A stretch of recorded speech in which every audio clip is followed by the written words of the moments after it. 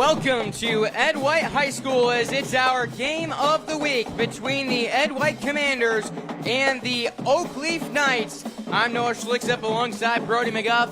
And Brody, we got ourselves an exciting matchup between two teams that head into this matchup with records of 6-1. One of the best run games in the area against one of the best run defenses in the area. This should be an exciting matchup.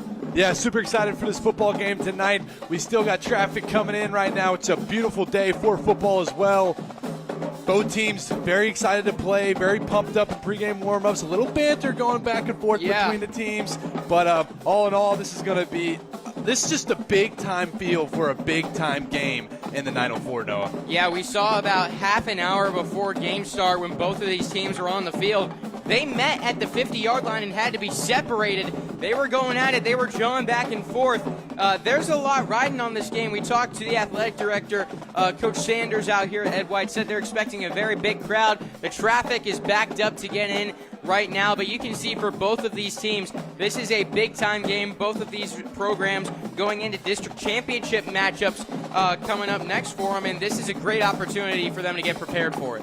Yes, it is. I mean, I feel like this is both teams' hardest test outside of Oakleaf playing bowls earlier this year.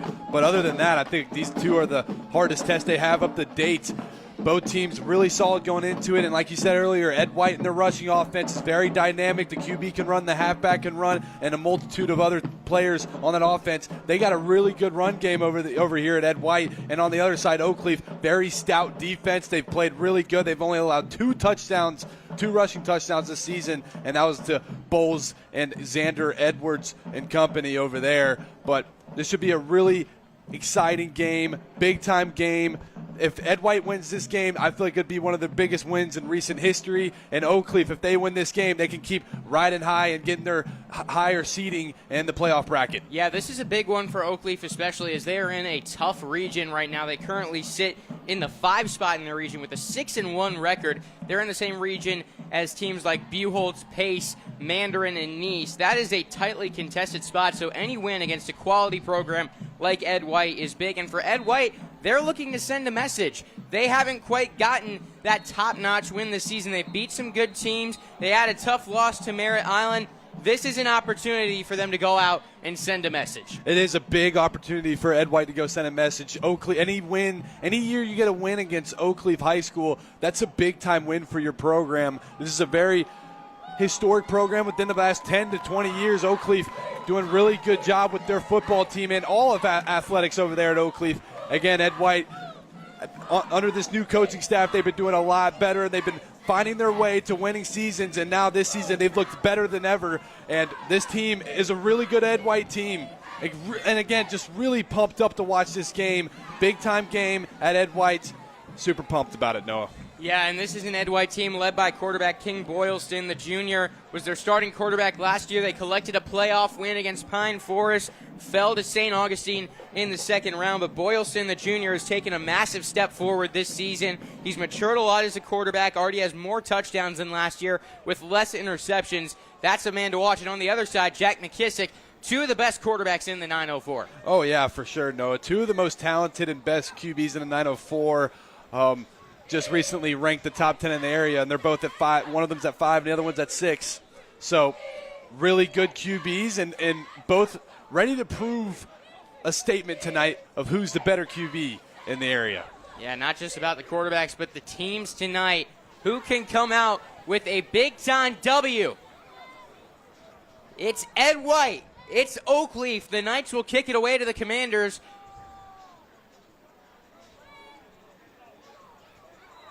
Back to receive is King Mercer. To kick it away, Emmanuel Sofrent. And that is up and away. Mercer takes it in at the 4-yard line. He'll run it back. Past the 15, hit at the 20, and brought down by a horde of Knights. That's actually Sam Pena on the kick. First and 10. I'll bring up a 1st and 10. And our first chance to get a look at the dynamic offense of the Ed White Commanders, led by King Boylston. some good running backs out there in R.J. Lloyd and Joseph Williams. This is a unit that comes in averaging 54 points per game, Brody. How do they get it done out there? Yeah, they got to establish the run game. I feel like that's what they lean on, and it's not a bad one to lean on as well. They also got dynamic receivers out there. They need to get them the ball in open space, see if they can make some plays, and obviously I think they should take a few deep shots tonight against this Oakleaf defense. After the motion, it's empty. A screen pass is dropped by Laguerre. Marion Laguerre, the fullback, they like to use him in a multitude of ways. 9 receptions for him this season and 8 rushing attempts. He's a dynamic player out there. Yeah, he is, and he's a big boy, too. And he can make a few players miss with his feet as well. He's quicker than you would expect. The running back is Joseph Williams. We've seen R.J. Lloyd and Williams both in that backfield. A similar amount of carries this season. Williams with a slight advantage. The ball is dropped. Boylston picks it up, trying to improvise, goes up the middle, and nothing is there.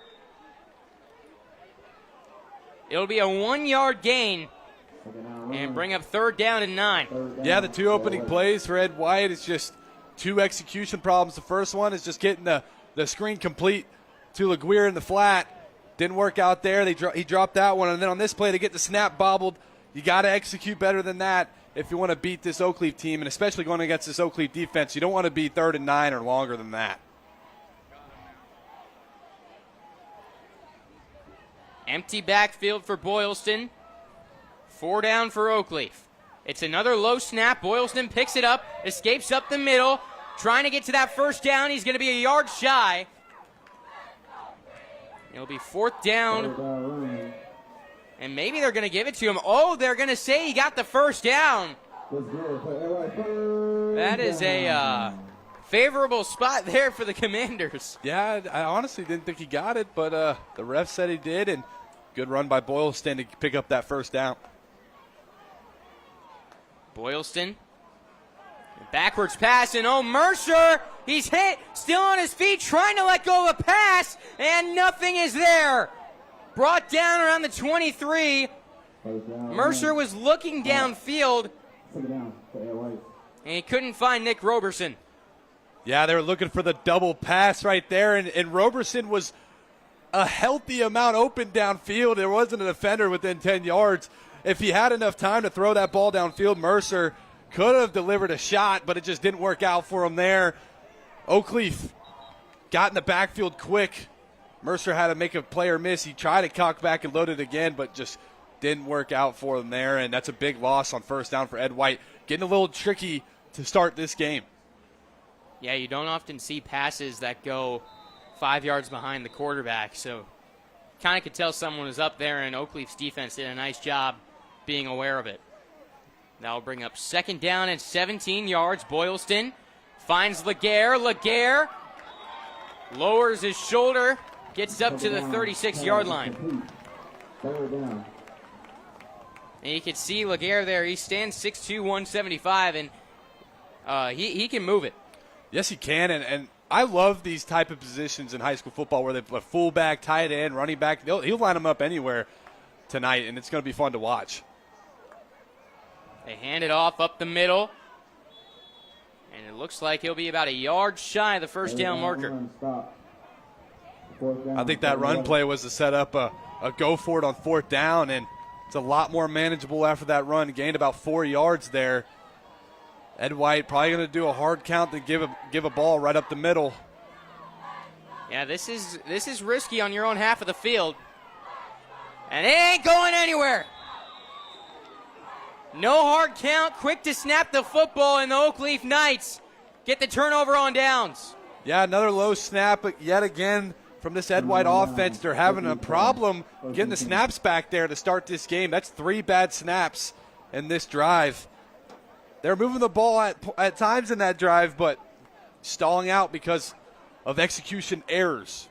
Do you agree with the decision to go for it there on your own 39? That's probably not the smartest thing, but I'm always with going for it and being a little bit more risky with your play calling in big-time games. I'd rather go out there riskier than be conservative. The risk does not pay off that time, as it's now Oakleaf football on the Ed White 36-yard line. It's play action. McKissick lets one go, and it's picked off. Ed White's running it back in the clear and taking it to the house. Devontae Mango with the pick six. McKissick thought he had somebody in the flat. He looked open at first. There is a flag on the ground coming. It might be coming back. Wow. Wow, what a play. That was a big momentum play if it stands. Another flag now on the Ed White sideline. That looks like there's no reason to hold right there. No one was going to catch him. No, it was a pick six right when he caught it.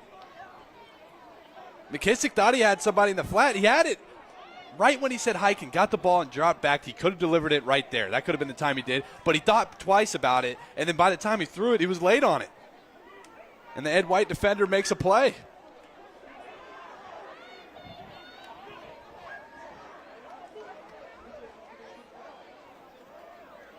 Yeah, no reason. That one, I think, is definitely on Ed White, judging by teammates' reactions to it. Now we wait on the official call, but yeah, no reason to take a penalty right there. Yeah, he was gone. There was nobody catching him there. Personal foul.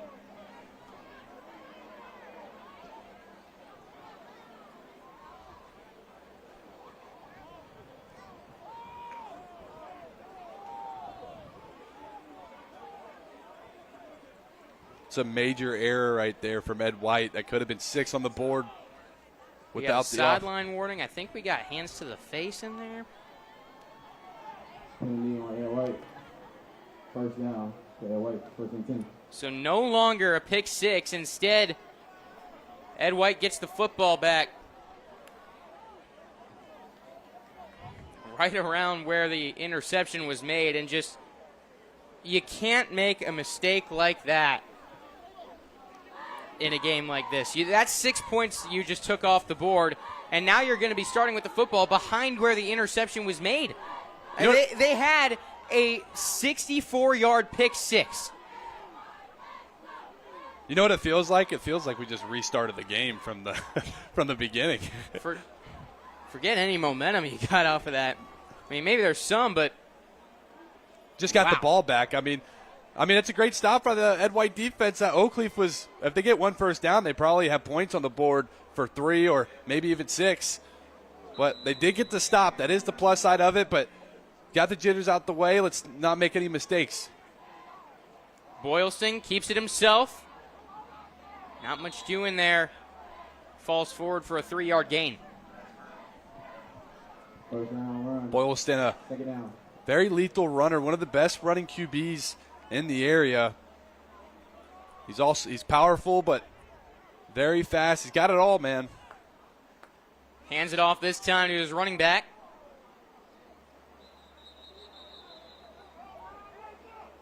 To the 35-yard line. Second down run. Third Joseph down. Williams. 3rd down and 3. Do you keep the ball on the ground here, or you let it go through the air, Brody? I'm letting it go through the air, but they're going to run it. They do run up the middle, and it's going to be close.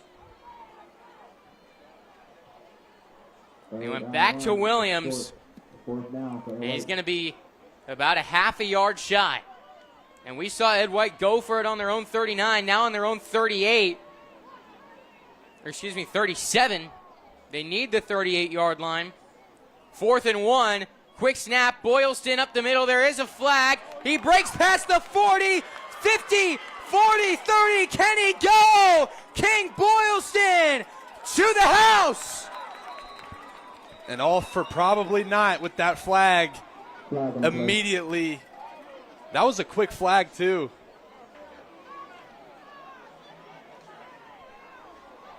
Was that sideline? Offsides, I think. Oh. The And legal shift. That's 2 touchdowns already taken off the board off of penalties, and we're about 5 minutes into this game, 4 minutes.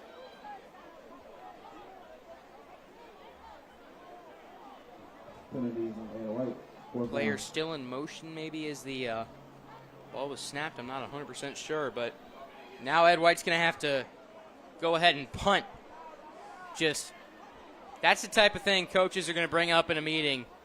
And you're going to circle that, especially if they lose this game. Go back to the momentum you grabbed from those 2 plays. High snap. And a knuckleball on the punt. I don't know how to describe that. It was off the toe.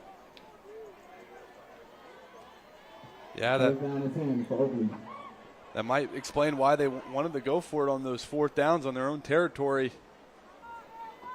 Not the best punt there, but also not a good snap for the punter to set up.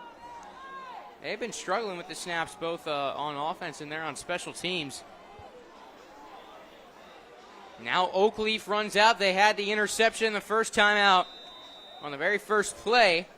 Jack McKissick and the Oakleaf Knights trying to bounce back.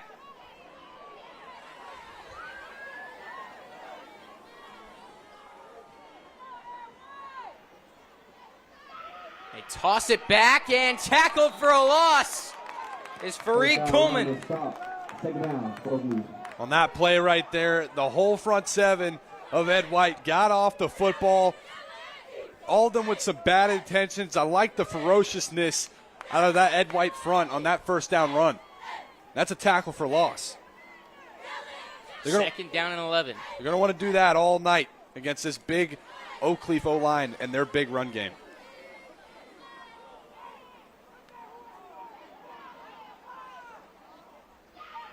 A run to the left. Coleman gets a block.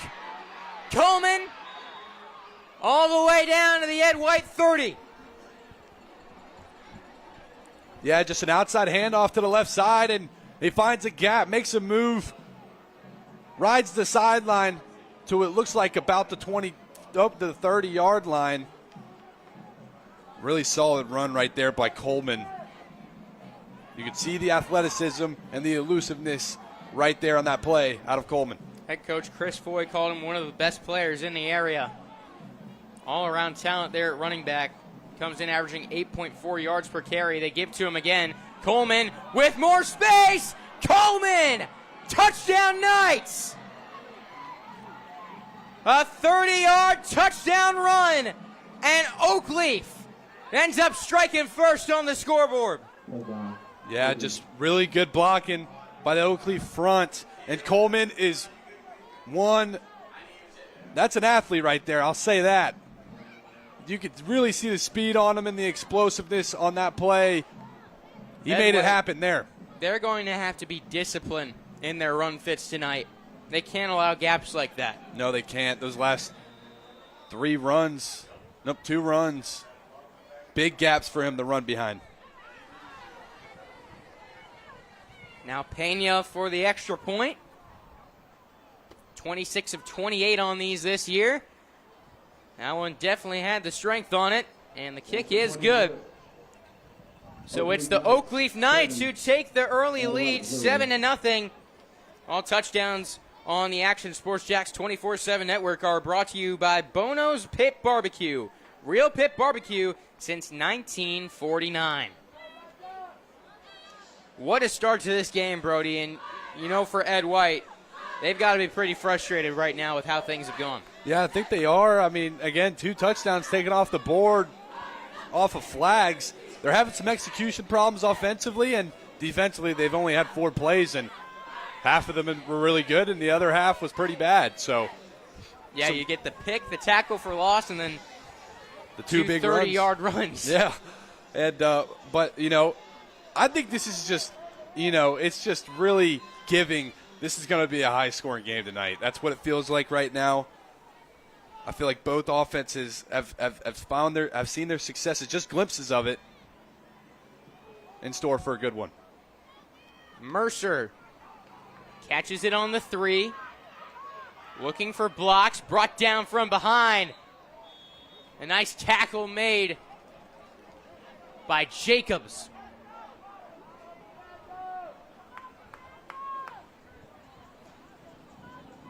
Big drive coming up for this Ed White offense. They see if they can sustain a drive here.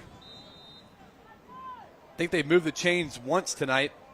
And that drive will be coming up after the water break. Back after this on Action Sports Jacks 24/7. Action Sports Jacks Friday Night Blitz.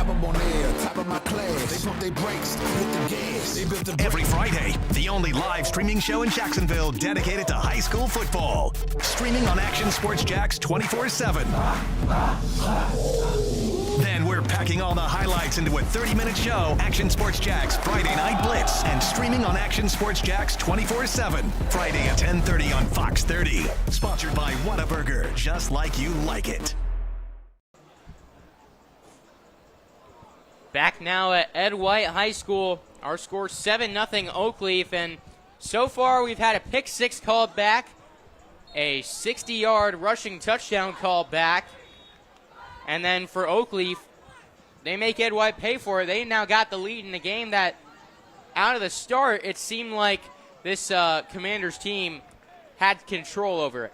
Yeah, they had, a big offensive play and a big pick six, but both got called back for flags. They just need to execute better and be on their P's and Q's a little bit more. Can't do that against a team like Oakleaf. Boylston, play action. Miss Laguerre, who tripped up on his route, but it looks like this is going to be a penalty against Oakleaf. A late hit on Boylston. Hit him pretty good, too. He got his money's worth for that flag. Boylston got right back up, but, yeah, definitely a late hit. And that's going to give Ed White a free first down to start this drive. Putting it on Oakleaf. First down for Ed White. 1st and 10, Ed White on their own 37.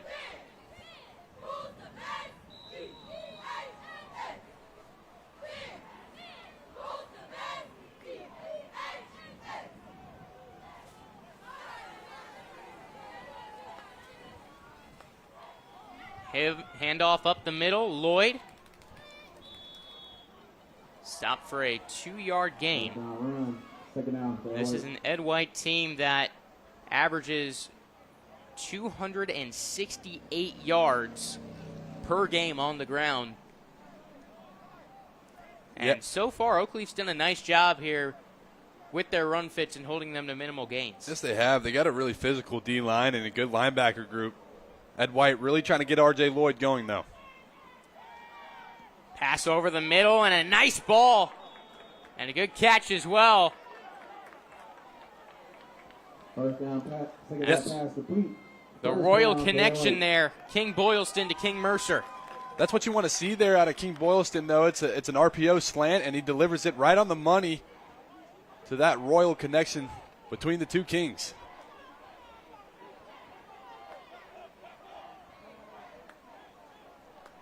Man in motion is Gordon. Another pass let go, and another time. That's the second time this drive we've seen someone slip and fall. He was looking for Roberson to cut back, and he lost his footing.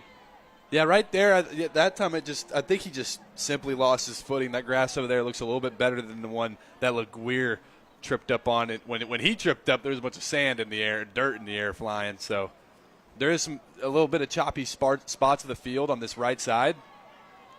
Right there, I think he just lost his footing. Lloyd. A little shoelace tackle there. Brings him down right on the 50-yard line. And a very important shoelace tackle. Yeah, he had some space in front of him.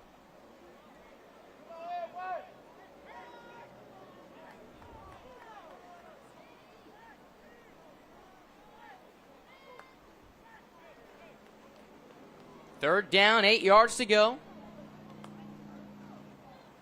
They hand to Lloyd. Fighting through contact.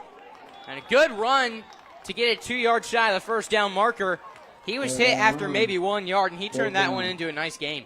Yeah, R.J. Lloyd, a very physical back, and he's an angry runner. You could see it right there. Ed White going hurry up to try to get this first down. Quick to the line, 4th and 2. Boylston takes it himself. King Boylston gets a new set of downs. Ed White is I think it's pretty blatant. They're trying to run some 4 down, 4 hard offense. They do not want to send the punter on the field. If it's manageable for them, they're going to go for it. And I feel like at this side of the field, it can get as closer they get to the end zone, the longer the down is, the more they're going to want to go for it still. 1st and 10 on the Oakleaf 41. Some trickery now. Laguerre past the 30-yard line. I think the goal of that, they had Boylston do a jump and spin, and the snap went directly to Laguerre. I think they were trying to make it seem like the ball went down the field past Boylston. Now he lets go of a pass. It's caught. Close to the 1st down markers. 1st down pass, complete, 2nd down. Lewis Pierce, his first catch of the night. They're going to move the chains forward to 2nd and 1. Mercer in motion. Hand to Lloyd. Lloyd inside the 10.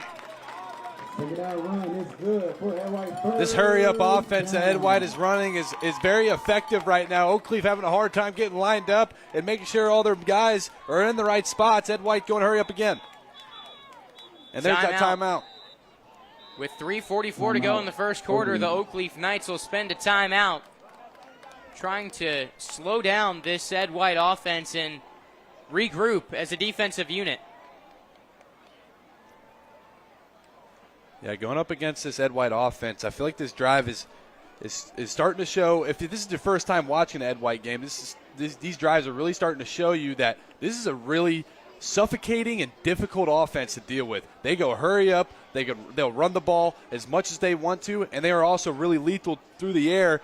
And Boylston's really been accurate with these short passes so far. Nice slant down the middle and a good curl to the outside. I think it would have connected on another one if there wasn't a slip involved with that receiver. But this Ed White offense is a tough one to deal with, and Oakleaf is finding out right now. Yeah, and Oakleaf mentioned they need to control the line of scrimmage, not just on the offensive side of the ball, but the defense as well. And they've kind of lost that a little bit here once they passed the 50-yard line, and I think that hurry-up offense is getting to them a little bit. It's suffocating, man. It's really tough to deal with, and they're quick. They're not just like any other hurry-up offense. They're getting lined up, and they're getting ready to go, and they're starting to catch a groove in it, and they're executing better now too. When they're like this, when Ed White's at this type of form of running an offense, it's really hard to deal with. The least amount of points this offense have scored this year is 45. Should tell you something. 1st and goal on the 8-yard line. Roberson wide to the left. Pierce Mercer to the right. They toss it back to Mercer, and he's in for the touchdown. Nice little fake back and forth in the backfield, and Boylston gives it to Mercer with a lead blocker out of Laguerre in the flat. He laid a great one, and Mercer cut right upfield, found the end zone, and that's a touchdown for Ed White. What a drive to answer Oakleaf's touchdown.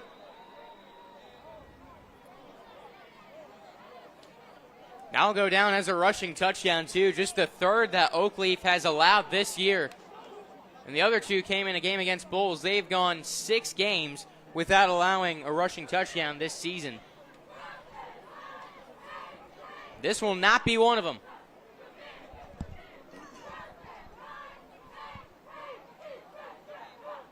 Extra point is blocked by the Oakleaf Knights.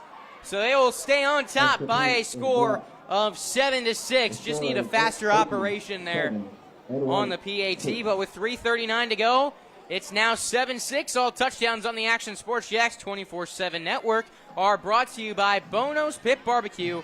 Real pit barbecue since 1949. That is a major touchdown there for Ed White. You feel like after the things that didn't go their way, the self-inflicted wounds to start out this game, that was a critical 6 points. Yes, it was, and it was a big answer to this Oakleaf touchdown that they had the drive previous.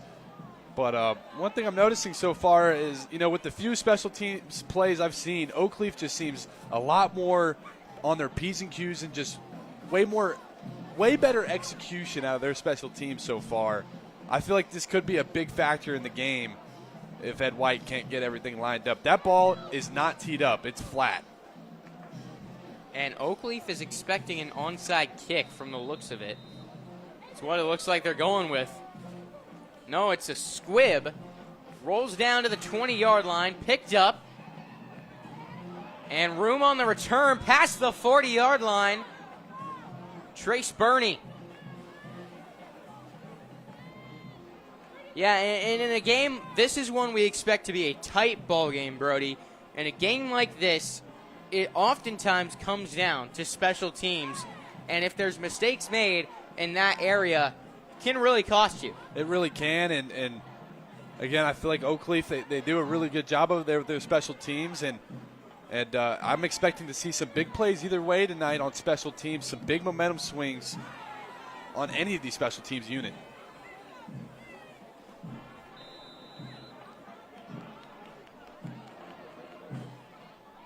First down and 10, Oakleaf on their own 45. We saw a pair of big runs from them last time.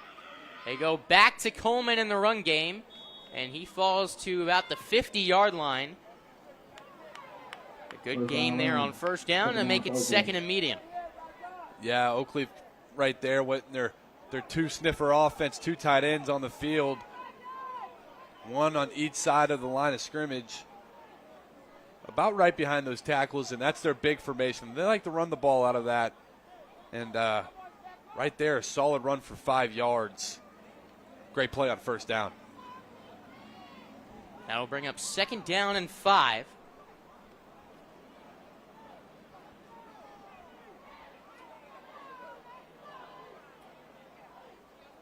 Trips to the right of McKissick.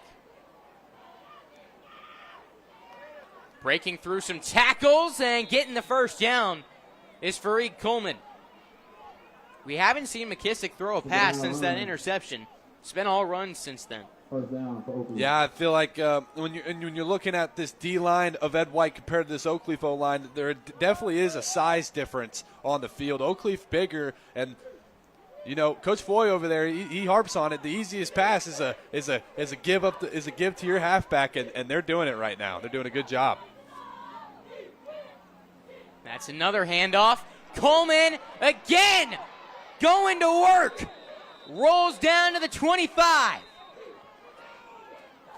Ed White's going to have to figure out how to stop this rushing offense. Coleman is not a guy you want to have having a great night on you. Yeah, if they're running the football like this, good luck. Yeah. And all it's going to do is open up the pass game when they want to go to it as well. 4 receivers out wide, 2 on either side. They motion Burney over to the right. Hand back to Coleman. Coleman juking, lowers the shoulder, hit at the 15. That's going to be close to a first down. I think they're going to give it to him. First down run. Another good run by Coleman. Finding a gap, getting his foot upfield, and this is just what Oakleaf does so well. They're a very physical football team. Yeah, and you can see it right there. Their O-line coming when Coleman got wrapped up. Their O-line came to push the pile as Ed White had to push the pile back. They're big up front. Yes, they are. First and 10 on the Ed White 15. Do they stick with the run? The box is loaded. They give to Coleman, looking for space outside. Now he's back all the way at the 30-yard line. What's he going to do? Disaster for the Oakleaf Knights. He's finally brought down. Devontae Mango making another big play. Yeah, that's definitely not something you want to see right there. I mean, they try to run the stretch to the right side. Ed White showed up for it, and then he tries to turn around and make something happen. At some point, you got to know, just got to go down. Yeah, just doing a little too much there, and that becomes a massive loss from first to 10 to second in a country mile. No, I think they're going to have to go through the air here. Yeah, probably. Second down and 32, but you never know. They've got Oakleaf spread out now on defense, and with the way they've been running the football, Time out. Ed White. I wouldn't be surprised if they go back to it. Ed White will spend a timeout. 54 seconds to go in the first quarter. 7-6, Oakleaf with the lead. But running the football, that's a big reason why they got their key playoff wins last year. They're big up front, and they were able to move those defenses against Mandarin and Nice. They rushed for 298 yards against Nice, and averaged near 5 yards per carry against Mandarin, rushing for 150, which really set up the passing game for them. This is a group that, when they're on in the run game, it's very tough to stop, and that's a big reason why they're able to compete with the best of the best. Yeah, Oakleaf really good at running the ball in past years, and especially this year. They're doing a really good job tonight, other than 2 plays. This one just happens to be a monster loss. Like, you don't see a second in this long ever. One thing you can't do when you have a 5-yard loss is turn it into a 22-yard loss. Second down and 32.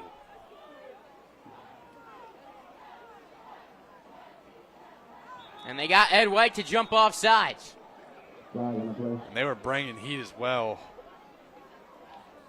Now on the other end, you got them 2nd and 32. Don't jump off sides. Yeah.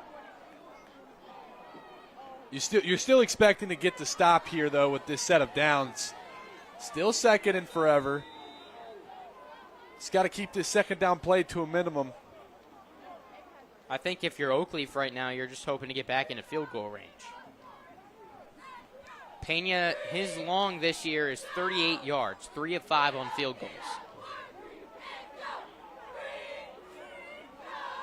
McKissick drops back to pass, steps forward in the pocket. He's got Burney over the middle. Burney inside the 15, and a big gain on 2nd down.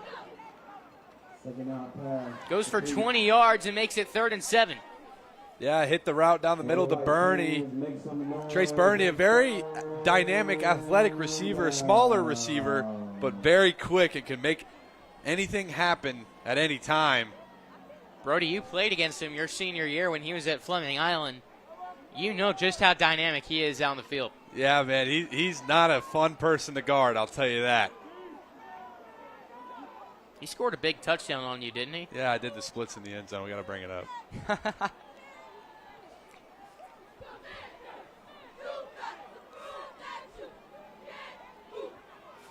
3rd and 7. And that will take us to the 2nd quarter. 7-6 after 1. 3rd and 7. Oakleaf with the football on the Ed White 12 when we come back on Action Sports Jacks. Burgers or breakfast, you can get it all at Whataburger. Try something new on the menu or an all-time favorite like the Whataburger Patty Melt. And now you can have breakfast here at Whataburger 12 hours a day, 11 p.m. until 11 a.m. Menu items like the bacon taquito, sausage taquito, honey butter chicken biscuit. Whether you work the late night shift, just want a snack early in the morning to get your day started, or a little pick-me-up late in the morning, 12 hours a day, breakfast served, 11 p.m. until 11 a.m. A dozen locations in Jacksonville. You can order pickup or delivery and download the Whataburger app. New rewards members get free Whataburger items when placing their first online order. Just download the app. And for us coffee drinkers, Whataburger has all new hot coffee and iced coffee too. Satisfy that coffee craving at Whataburger 24/7, and it comes in a variety of flavors. Burgers, breakfast, coffee, and so much more. Whataburger, just like you like it.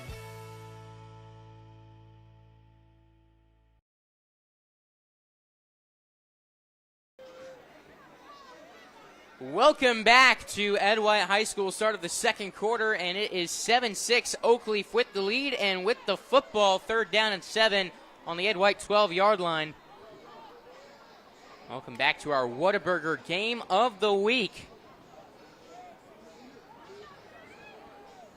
Oakleaf, just one play ago, 2nd down and 27. And that was after the penalty when it was 2nd down and 32.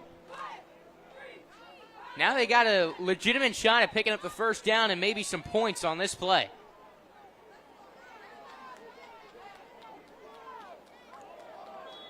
That'll be a false start, though, on Vladimir Adamesi. Looks like Ed White got those 5 yards back from earlier.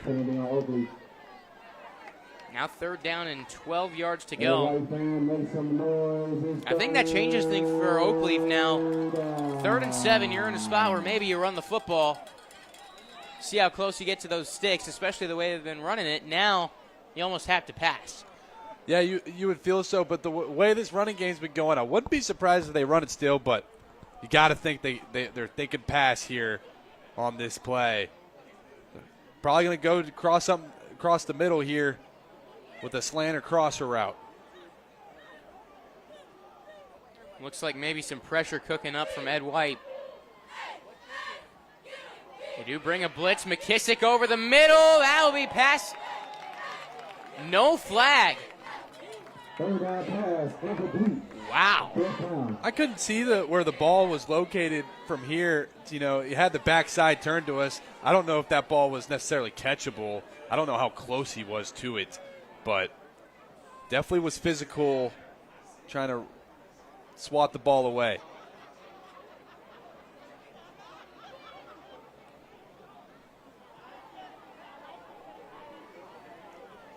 So trot out Pena for what looks to be a 33-yard field goal attempt. As long as 38 on the year. The snap, the kick is up. The kick is good. A flag flies from the end zone official. Yeah, he tossed that one. Yeah, he got about 20 yards on it. That was I'll give him 18. A 10 out of 10 flag throw. Yeah, it was.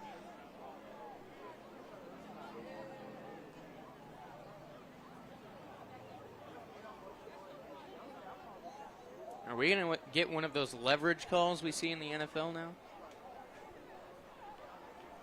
You're going to have to help me with the ruling on that. I have no idea. I think that's where you jump the snapper. I mean, well, you're never allowed to line up, head up on the snapper, or make contact with them on these field goals or PATs.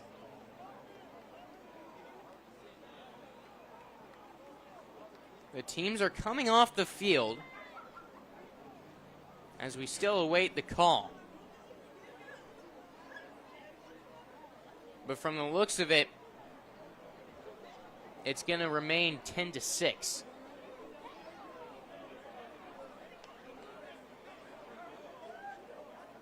No penalty down on the field.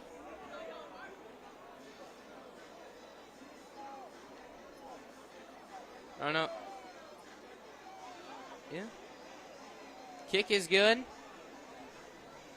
And they wave the flag off. So it'll be 10-6 Oakleaf. 11:48 to play in the second quarter. Surprised they wove it off. The ref seemed pretty confident throwing that flag. I wonder what he thought it was. That's my question. One day we'll be able to tap into a ref mic on here. That'd be pretty cool. A nice stand there by Ed White's defense, backed up in their own red zone.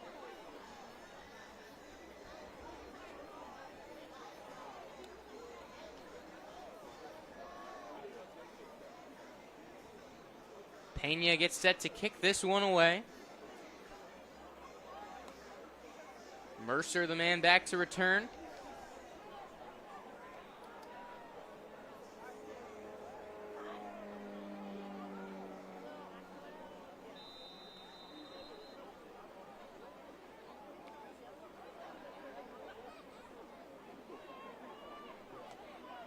Pena trots up and boots it into the night sky. Here comes Mercer. Jukes wrapped up just shy of the 30 and brought down. 2 flags on the play. Flag on the play. One came during the return, one came on the tackle. Maybe doing a little too much, bringing him down. There's a lot going on there. I saw, a pancake 20 yards past the tackle. And then I'm seeing him just get lifted up like he's the Lion King baby or something. Well, what is going on?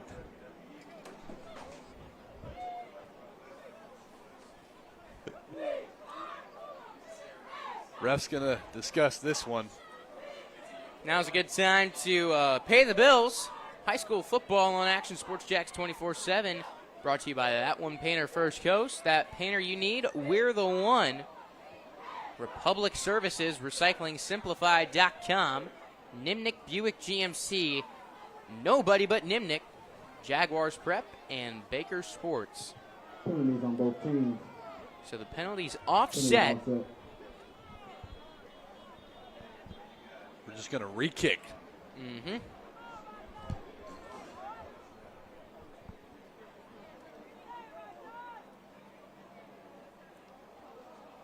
There is still traffic coming in.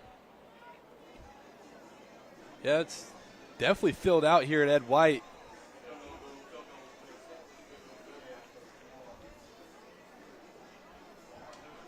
Yeah, good crowd. Wasn't very full at kickoff, but it is definitely packed out.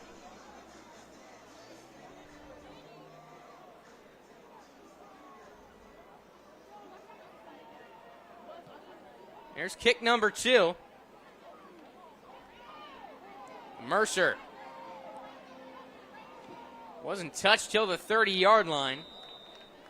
And he falls around the 33.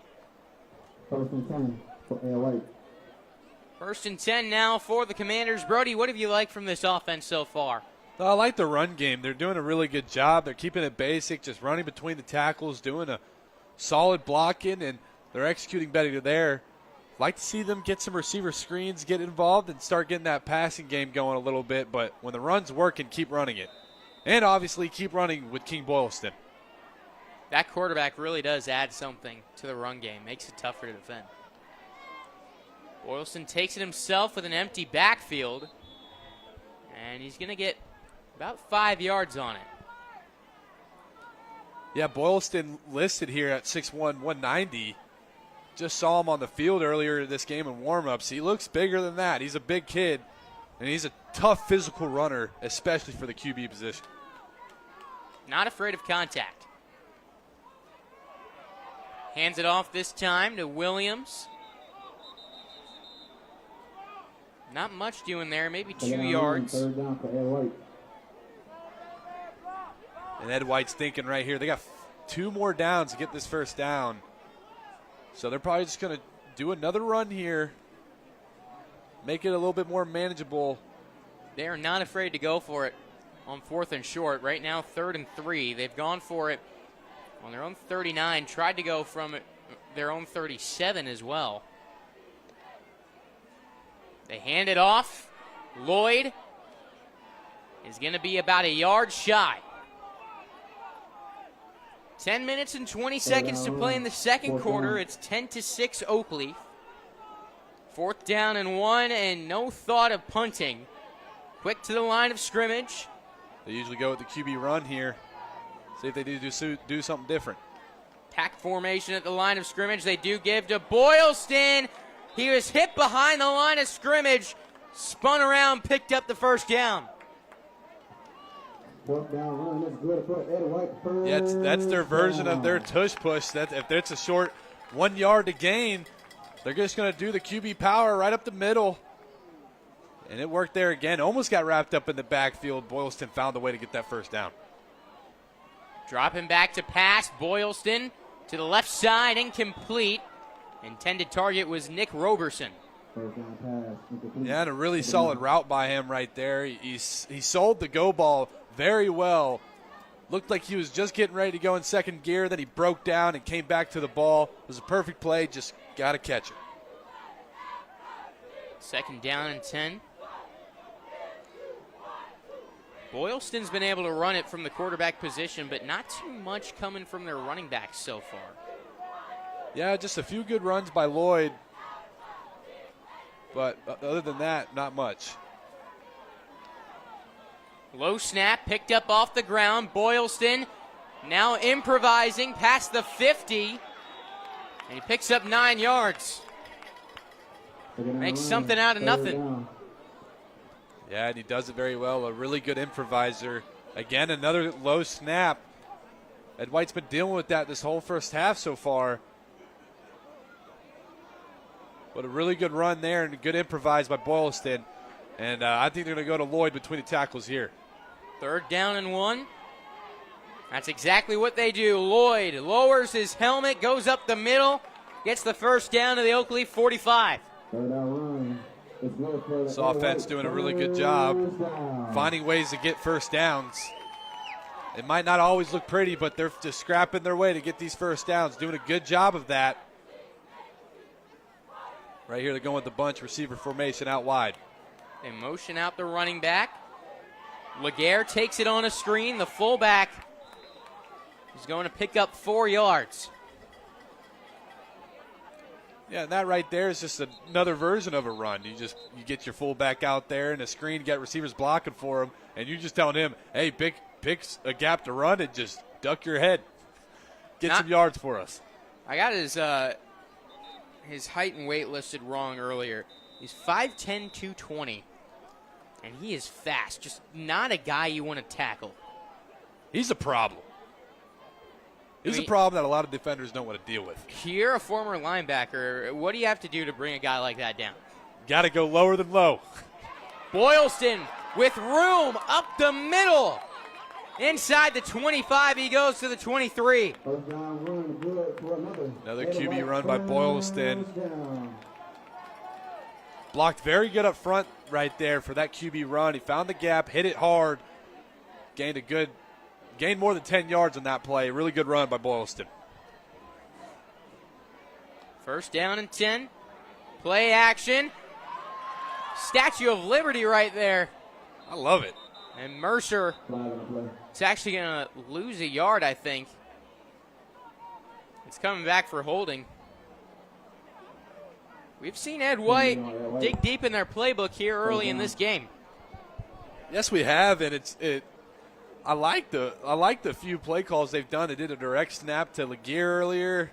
Right there, they do the Statue of Liberty. They did a reverse to score their touchdown. Doing some unique things.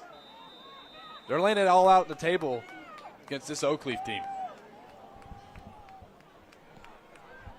So after the holding call, it's 1st down and 20. Boylston over the middle. It's caught. No, dropped by Mercer. It's a really good ball across the middle. Mercer probably had just a little bit of an idea that a defender was going to lay some wood there. A little bit in his head on that one. That's something they're going to need to connect on later on tonight. Just too many mistakes so far from Ed White. They've been shooting themselves in the foot. Should really be up right now, but a lot of mistakes early in this game. 8:09 to go in the 2nd quarter.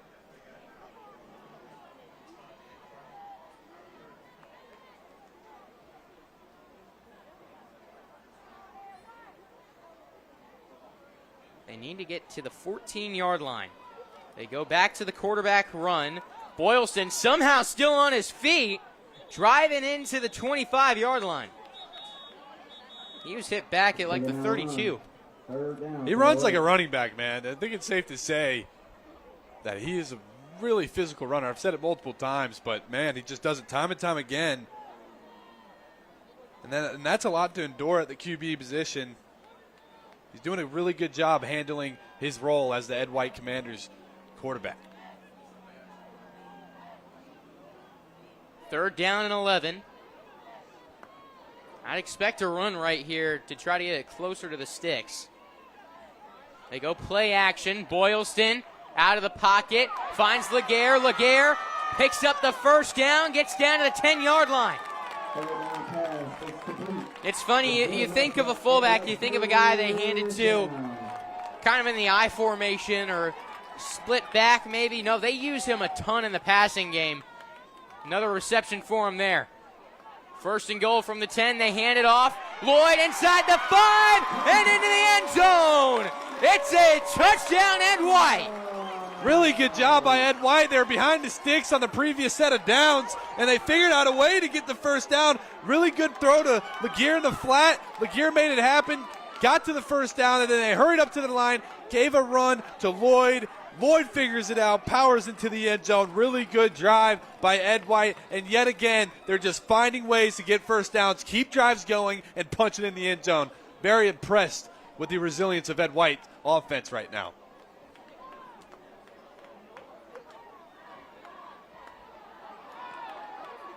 Going for 2 now. What was that? Yeah, it looks like they bobbled the snap yet again.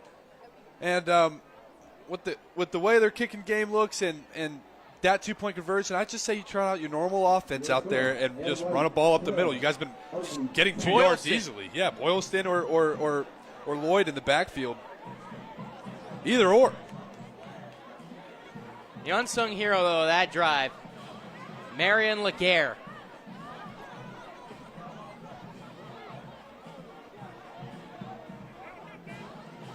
Gets that big reception on 3rd down.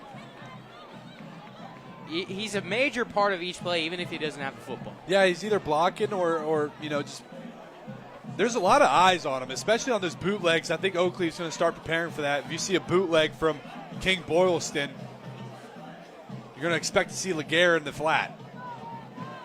Gavin Dalton to kick this one away. 7:08 to play in the second quarter. They go with another squib kick.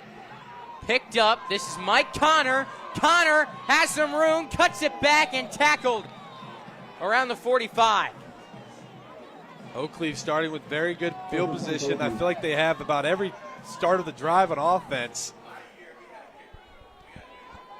And that's a big advantage to have in the game. Ed White not having a kicking game right now is... Or really special teams in general. Yeah, just special teams in general, just not really been too good for them, and they're up in this game. Ed White has made a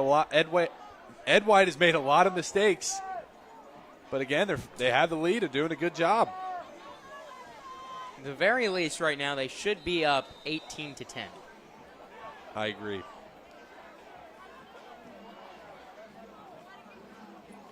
So now Jack McKissick and Oakleaf trying to respond. They hand it off. Coleman tripped up and brought down for a 1-yard gain. These Ed White linebackers like to shoot gaps, and right there, 15, Rajon Riley gets in the backfield and gets his, just barely makes that tackle, and a crucial one as well, because if he misses that, Coleman's definitely picking up the first down. Definition of a shoelace tackle right there. Oh, yeah. I could just slapped him on the foot. 2nd down and 9. They go back to Coleman. Coleman gets a block across the 50-yard line. 1st down and more. And it looks like they're going to place him on the Ed White 40-yard line. Yeah, Oakleaf, having a really good time right now running the football. As we hit the water break, timeout's brought to you by Donato's Pizza. Our Whataburger Game of the Week sits at 12-10 Ed White when we come back on the Action Sports Jacks 24/7 network. What a throw! Touchdown, Jaguars! We're coming for you. They're going to get him on the ground, and that's going to end the ball game. We showed no mercy. Lawrence looking deep in the end zone. Touchdown! ETN is going to take it all the way! Right here on CBS 47. CBS 47. Right here. Your official station of the Jacksonville Jaguars. And the Jaguars strike first. Go Jags. Welcome back to Ed White. It's our game of the week, and it has lived up to that title so far, 12-10. It's looking like this could end up being a shootout and a close ball game. Oh, yeah, I agree. Both offenses having a lot of success, and both defenses trying to find a way to stop these high-powered offenses. We have a really good one in store. This is the type of game that is going to come down to which team can make 2 or 3 stops. Force a turnover. McKissick dropping back to pass. Finds a man in the flat. First catch of the game for Mike Connor. The junior was one of the top receivers last year for Oakleaf. Returns. He's their slot man. 240 yards receiving and a touchdown this year. This is an Oakleaf offense with a lot of weapons in that passing game, and they say it's tough sometimes because the way they describe it, they got a lot of alpha dogs who want the football in that receiver room. But it's a good problem to have. They have a lot of talent out there. Jordan Price, Sincere Murphy, Trace Burney, Mike Connor. Denaro Jacobs, another guy who gets the football. A lot of talent in that receiver room. Can go anywhere. Tough to defend as Coleman breaks off a big gain down to the 10-yard line. That's another big run by Coleman. And when he gets past the first level, it feels like he's definitely getting 10 yards or more every time. Right there, he breaks it off for a 20-plus yard gain. Really good job by Oakleaf. Let's pick up that first down. They're in trips right there. They had Burney in the third spot on those trip sides to the left. Thought they're going to throw a screen to him because there is nobody head up on him. Watch out for that later in the trips formation out of Oakleaf. There's nobody head up on Burney. First and goal. Coleman to the 5 and just shy. No, he's in. Touchdown, Oakleaf. Big plays right there from Oakleaf. They capitalize after the big run. They punch it in. Really tough running by Coleman. And this Oakleaf O-line is doing a really good job creating gaps for Coleman to make something happen. And right there, that's 2 touchdowns for Coleman on the night. And it seems like there's going to be more where that came from. Sam Pena now for the PAT. This is an Ed White defense that was embarrassed by the Merritt Island game in which they gave up 52. As the extra point is good. Make it 17-12, all touchdowns on the Action Sports Jacks 24/7 Network are brought to you by Bono's Pit Barbecue. Real pit barbecue since 1949. But this is a group that they came into this one with a chip on their shoulder. They want to prove they're one of the best defenses in the area. But to do so, they have to find a way to stop that run game. And Brody, to do so, you feel like he's getting past that first level. Is it more on the linebackers right now or the safeties to step up and find some way to stop Fareed Coleman? Linebackers are shooting gaps, and that's cool and all, but the problem with that, it's like a home run or strikeout. So it's either you make the tackle in the backfield or at the line of scrimmage, and if you don't, Coleman is probably gone about every time. You've seen it you haven't really seen a 5 to 5 yard rush or 7 yard rush by Coleman. It's either it's tackled around the line of scrimmage, tackled for loss, or he's gone for a 10 yard, 15 plus gain, and he's doing a really good job of making that happen. These linebackers, I just think, need to be a little bit more patient. I say add one more player to the box as well and leave these dynamic receivers on islands with your DBs, but that's a problem in itself. But how about you force them to pass and see if they can have success in the passing game and kind of sell out on the run game right now, because it's just one-dimensional by this Oakleaf offense. Yeah, they don't need to throw the ball, and again, their motto, the easiest completion is a handoff. And when you're running the football the way they are, no reason to risk it going through the air. Mercer. He's shifty in that return game right here. Gets it to about the 38, 37-yard line. He's a burner as well, man. You can see the speed on him running up the field. He had one tackle away right there to make it something big if he made happen. that last guy miss, he was gone. Yeah. Just seeing 2 very high-powered rushing attacks tonight offensively on both sides. Ed White doing it with their QB as well. Fun to watch, see if this Oakleaf defense has an answer for this rushing attack of Ed White.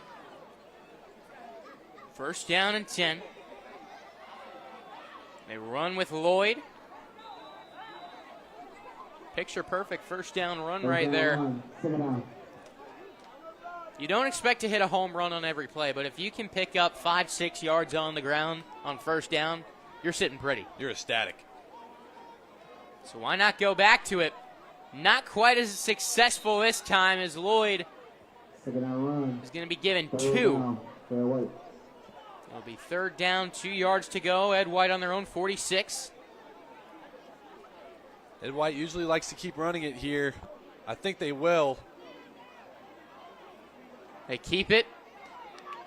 Boylston Gets the first down, goes out of bounds with 4:41 to go in the first half. Boylston did a really good job there, just following his lead blocker, and Lloyd just being patient with the run and finding the right gap. Another really good designed QB run for Ed White. With the way Boylston's running it, you feel like they need to find a way to open him up more with his legs. You haven't seen any runs on the outside by Ed White, which is a little bit shocking. The Commander's going to spend a timeout. 4:32 to play in the second quarter. Timeout's brought to you by Donato's Pizza. Time now to take a look at some of the scores from around the area. Currently halftime over at Atlantic Coast as the Nice Panthers lead the Stingrays by a score of 15-0. Over in the Graveyard, Rains leads 31-3 over Creekside in the second quarter. Baldwin up on Ribault, just 7-0, and that's a dynamic Baldwin offense. But Ribault's defense has not been a unit to sleep on necessarily this year. Flagler Palm Coast currently up on Yulee, 7-0 in the first quarter. That's a test for Yulee. I know the record isn't quite there for Flagler Palm Coast, but the strength of schedule is.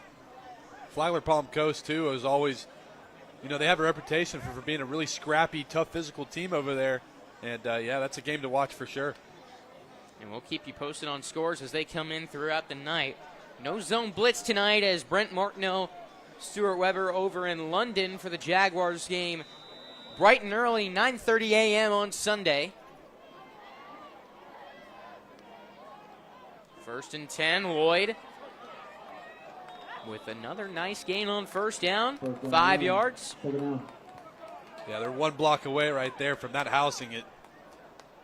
But, again, another solid run to start this new set of downs.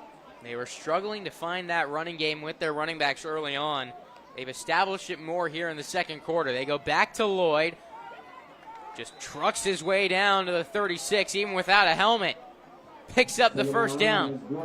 I love both these backs for both schools, Coleman and Lloyd. They're both very physical, angry runners, and that's the type of football I love to watch. And we're going to see a lot of it tonight. I think it's pretty apparent. Chains move with 4:04 to go in the second quarter.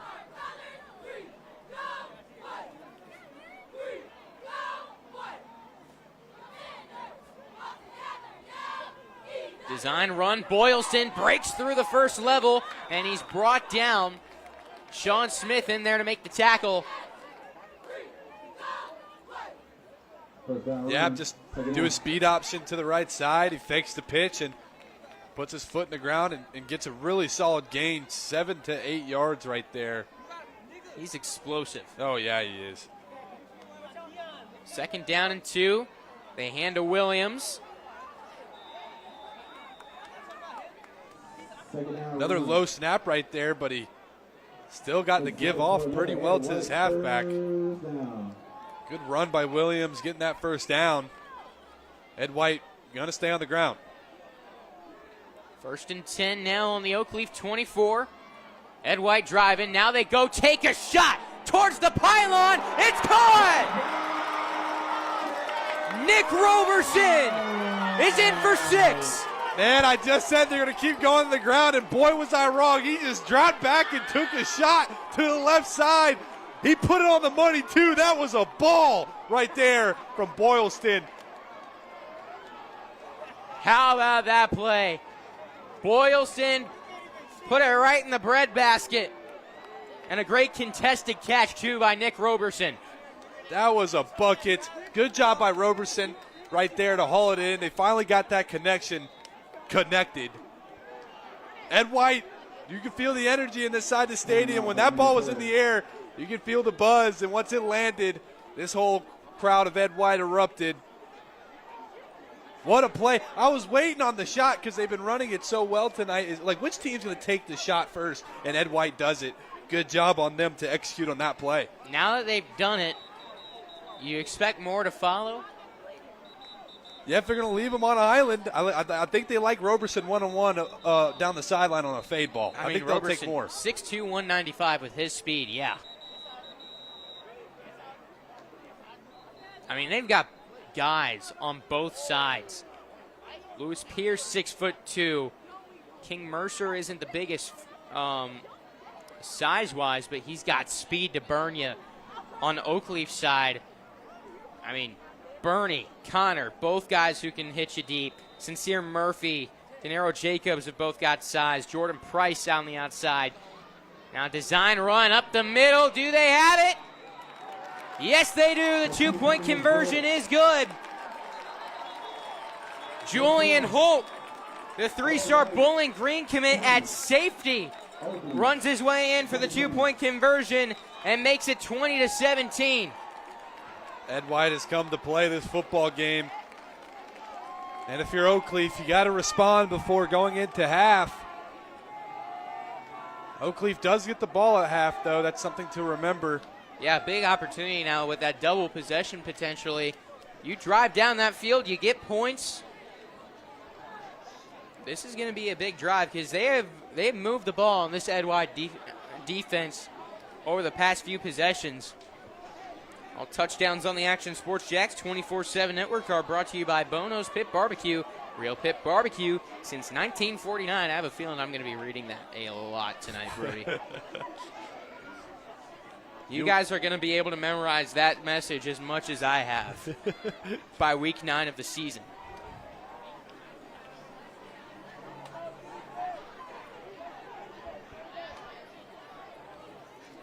.309 to play in the second quarter. It's now 20-17. Ed White. This one going back and forth. Connor brings it in on the 25 on the kickoff. Jukes a man, hits the sideline. Mike Connor runs out of bounds around the 42-yard line.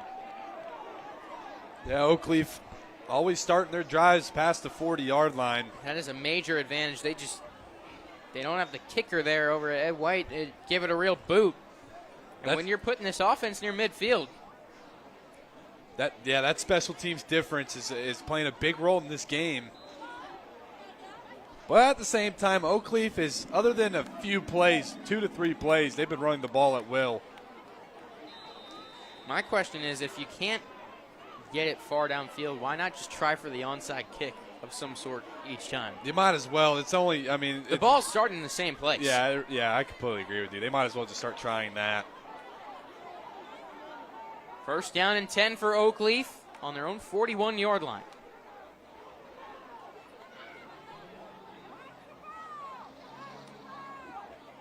McKissick hands it off. Coleman breaks past the 50, brought down from behind by Rajon Riley. Picks up a first down. And possibly a touchdown saving tackle from Riley right there. Coleman found the gap again and made it work for a nice gain right there and moved the sticks for the Oakleaf offense. First down and 10. Now in Ed White territory on the 43.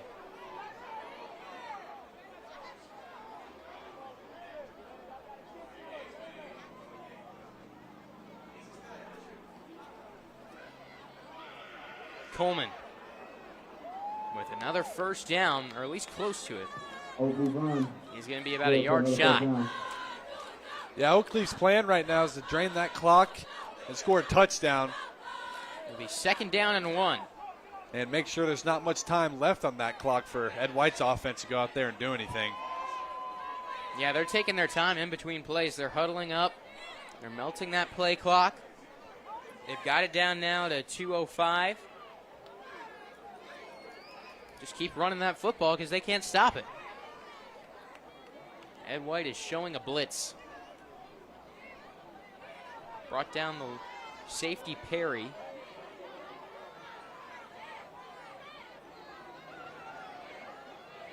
Coleman going to pick up the first down. To the 31 he goes. I find it interesting that Ed White, they run a single high safety, but that safety's playing deep tonight. He's 20 yards off the ball.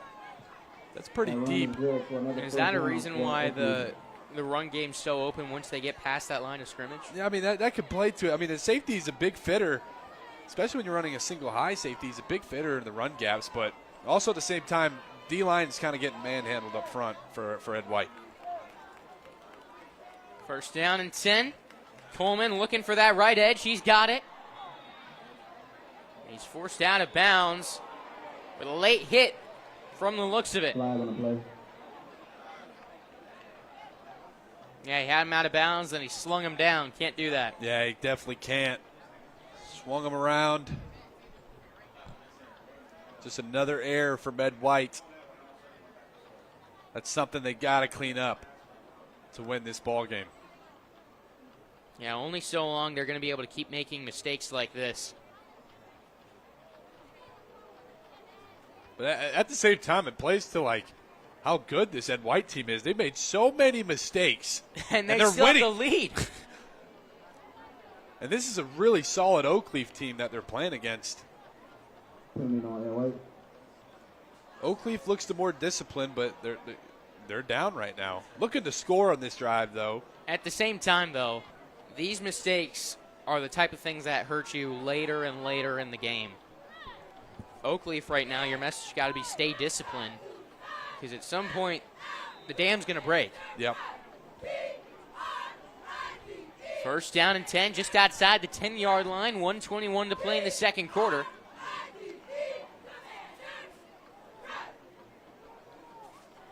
McKissick very experienced as the Oakleaf QB.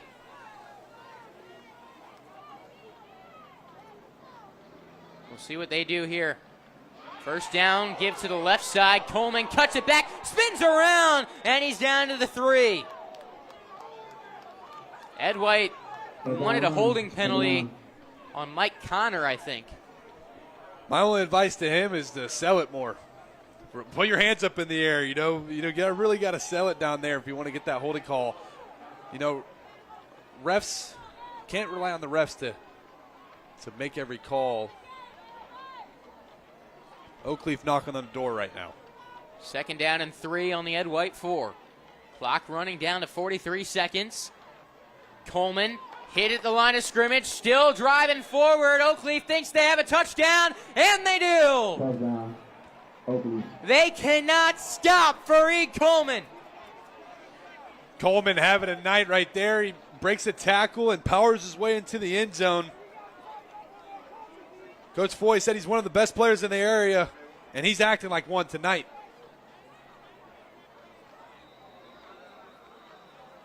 Breaks into the end zone with 37 seconds to go in the first half. A reminder, Oakleaf gets the football back to start the third quarter.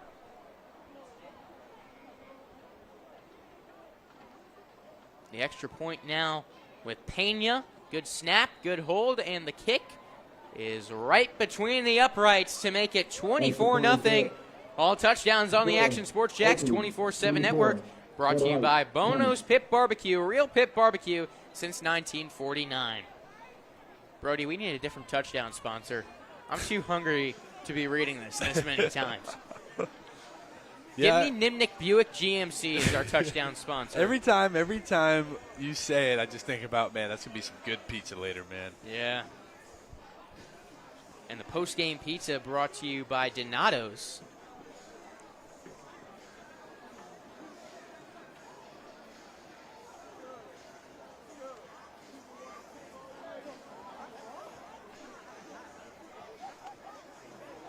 .37 seconds to go in the second quarter, so still time maybe for Ed White. This game has had its fair share of big plays. And look out for the return coming up from Mercer. He's been close to breaking one off. They could somehow get points on the board before half. That'd be massive for their football team. They're not kicking it to him. It's picked up and returned to about the 37-yard line. Smart decision there. I feel like Ed White's going to try to make something happen here, but just really not much time left on the clock. I'd circle either Mercer or Roberson right here. Mercer's the big play machine. He leads the team in receiving yards, averages 24 yards per catch.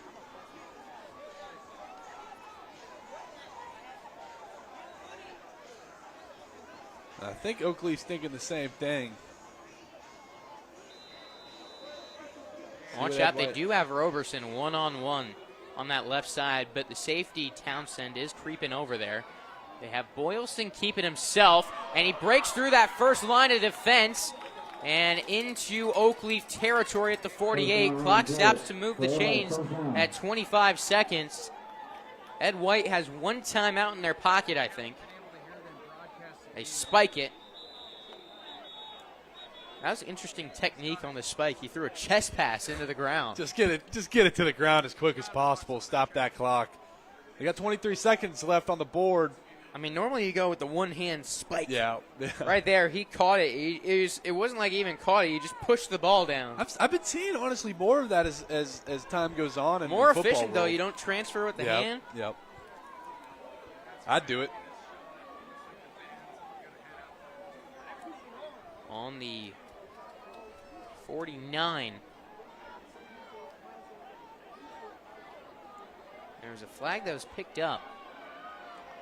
Never noticed it in the first place. I thought they had the ball spotted on the 48 originally, but the chains are back a yard. I think that's what they're talking about.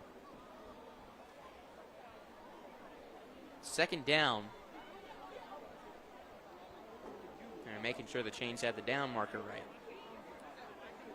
Again, 23 seconds remain in the first half. We've seen a high-scoring game so far. Neither defense has an answer to what the other team is offering. Boylston heaves one to the left side, and there is plenty of space to work with. Pierce down to the 32, going out of bounds with 15 seconds on the clock. If you're Oakleaf, you're not happy about that play right there. He's wide open at the sticks to the left side, near the sideline. Catches the ball and gets an extra 5 to 10 yards after the catch and got out of the bounds. It's a perfect play for Ed White. Couldn't have asked for much more. Timeout spent by Oakleaf. 15 seconds to go. Brody, you probably have time for 2, maybe 3 plays. What are you drawing up right now if you're Lawrence Johnson and Ed White? I wouldn't be afraid to take a shot down the middle and use the timeout right after that. I don't think they're planning on settling for a field goal unless they get close, but they've missed an extra point. I don't see why they would do it. Special teams haven't been there. I don't see why they would do it, but I wouldn't be afraid to take a shot down the middle or up the sideline, just whatever's there, take it, you know. If it's one-on-one on the outside, you got Roberson one-on-one, take the shot to Roberson. If not, try something across the middle, get that big chunk of yards to get closer within striking distance.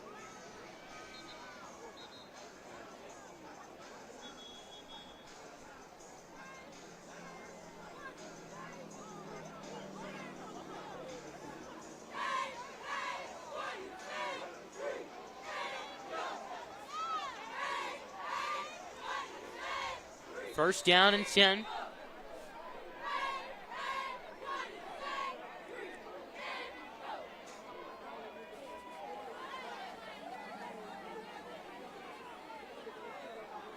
Boylston under pressure. He's one to the end zone. Touchdown! Nick Roberson again. Boylston stamping his name in Ed White legacy tonight. What another ball by him. He takes the shot downfield. Roberson open. Puts it out there for Roberson. What a connection right there. And Ed White somehow pulls off to get 6 right before half. That is major at this stage of the game with Oakleaf getting the football back to start the second half. This is the type of game where doesn't matter how much time is on the clock. It's kind of reminded me a little bit of the end of the Chiefs-Bills playoff game a few years back. Yeah. 13 seconds was enough time somehow for the Chiefs and Mahomes. This is the type of game where it's just been so explosive. These offenses are on another level right now. Defenses can't stop them. Both offenses are like live wires right now. They're just ready to go off at any point. And I mean, that was an insane play. Boylston got absolutely demolished when he got rid of it, and the ball just somehow ended up in the perfect spot. Roberson makes the dynamic catch. Just what a play by Ed White. Boylston having a night to start this, for this half. Did someone just get ejected? There's a big celebrations going on in that end zone, I'll say that. I thought I saw people waving goodbye. There is a penalty against Ed White. They're trying this? They're going to kick it.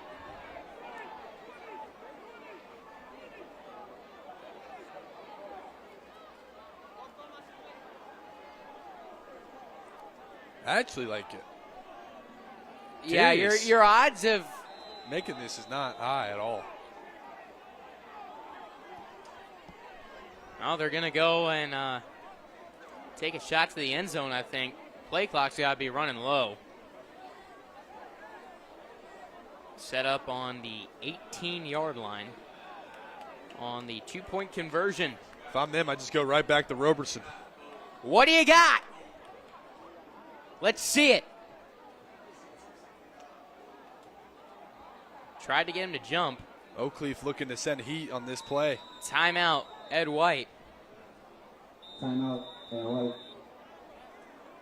Oh, I forgot they had one because that touchdown. I think I kind of got my mind going to different places all over the place.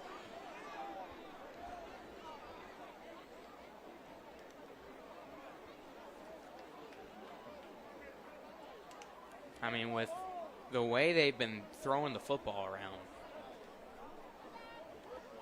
It's not even off that many attempts, too. Yeah, I think that they know they're going to have to throw the football to the end zone here. Honestly, everyone should be back in the end zone. It looked like Oakleaf was dialing up a blitz. But you got to have at least 2 high, I think, in the end zone. Am I right? You have to run it too high. Looks Now like they go White's back to the PAT option. The long this year from Liam Cotter is 26 yards. This extra point from 35. They missed a extra point earlier. This one much more difficult. They get it off. It's low, and I think they roughed the kicker. yes, they did. Cotter ended up on the ground. And, you know, that's got to drive that Oakleaf coaching staff crazy. Personal foul. Roughing the kicker. That is just undisciplined football. From that point of the field. You don't even have to rush the kicker. Yeah, I mean, why are you even? It's because earlier they blocked one. They're And trying now to do the same thing. it looks like they're trying to go for the PAT, but they're 8 yards out. They're still going to kick it. They looked a lot better on that PAT attempt right there. A lot quicker to get that ball down. So if they just get a good kick here, they should be fine. The kick is up, and it is no good. Doinked off the crossbar. Not enough juice on it. It'll be 26-24 Ed White. 9 seconds to go in the first half of football.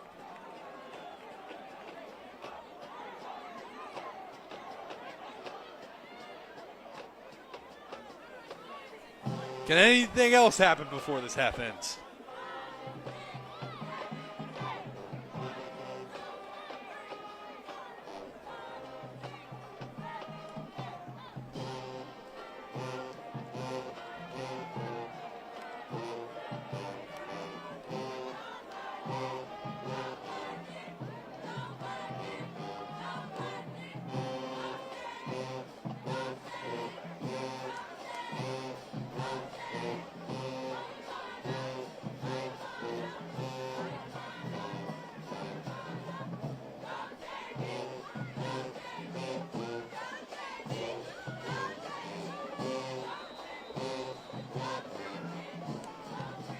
Ed White goes with the squib, brought in by Connor. Connor looking for some blocks, gets past the 40. Connor past the 50, runs out. Oakleaf thinks there's still a second on the clock. I thought there was too. But the officials are going to talk. It looked like there was a second left when he went out of bounds. Ed White looking to go to half.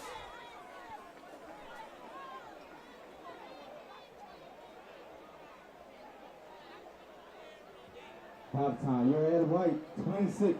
And they are going to call it halftime. Ladies and gentlemen, 26-24, Ed White leads at home as we hit the halftime break. We'll be back with the band on Action Sports Jacks 24/7.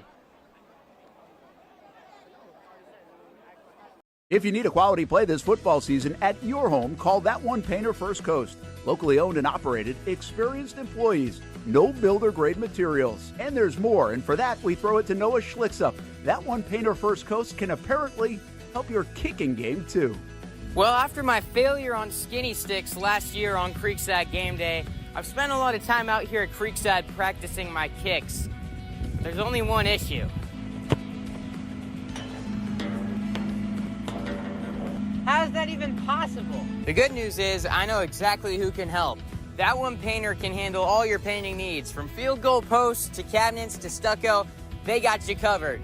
Though they may not be able to help with my kicking, they can certainly help with the posts. Call That One Painter First Coast today for all your painting needs at 904-495-1373.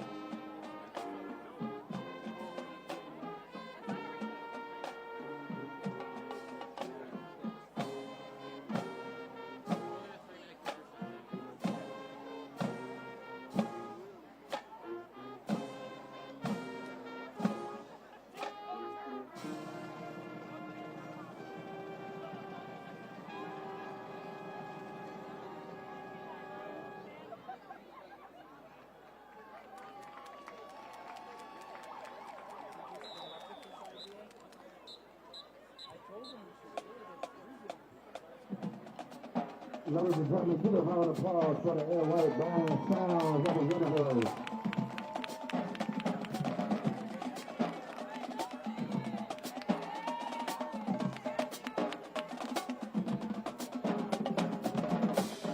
Most of us know how to throw.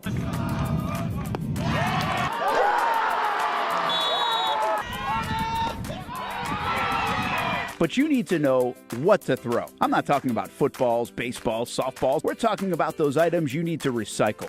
Republic Services explains it easy. Recycling simplified. 1. Know what to throw.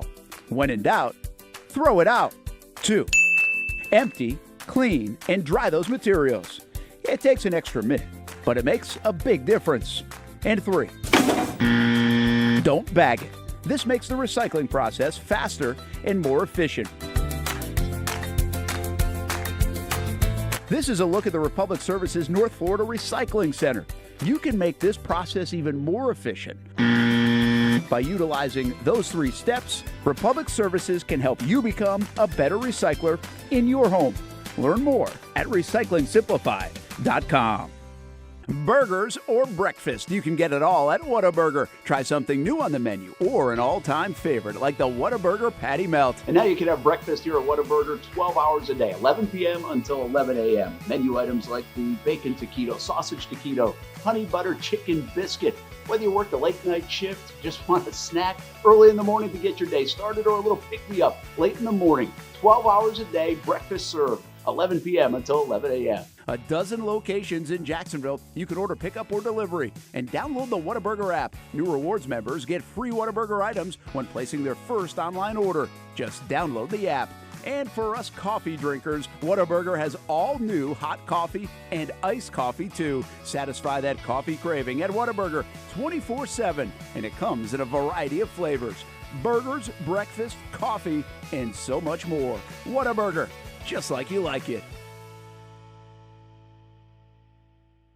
Baker's Sports. It's a hometown business filled with hometown people trying to make you feel right at home. Chris Conley, Jacksonville University. Walker Wright, class of 2018, West Nassau High School. Michael Young, Fletcher High School. Baker's Sports started in a grassroots way and now outfits much of the Southeast. Tony Mazzio, Stanwood High School, class of 2002.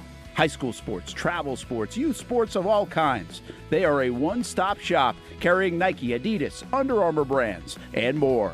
Vincent Caldes, Oakleaf High School. Samuel Coffrin, Paxton School for Advanced Studies. Whether it's sports teams on the field or it's your team in the workplace, like our Action Sports Jacks team, and community events like the Dream 18 Golf Tournament, and many others. Cole Tilley, Hilliard High School. Reagan Webb, Eagles View Academy. Look good, feel good, play good with Baker Sports. Custom sports apparel since 1997. Shop with the hometown team at bakersport.com.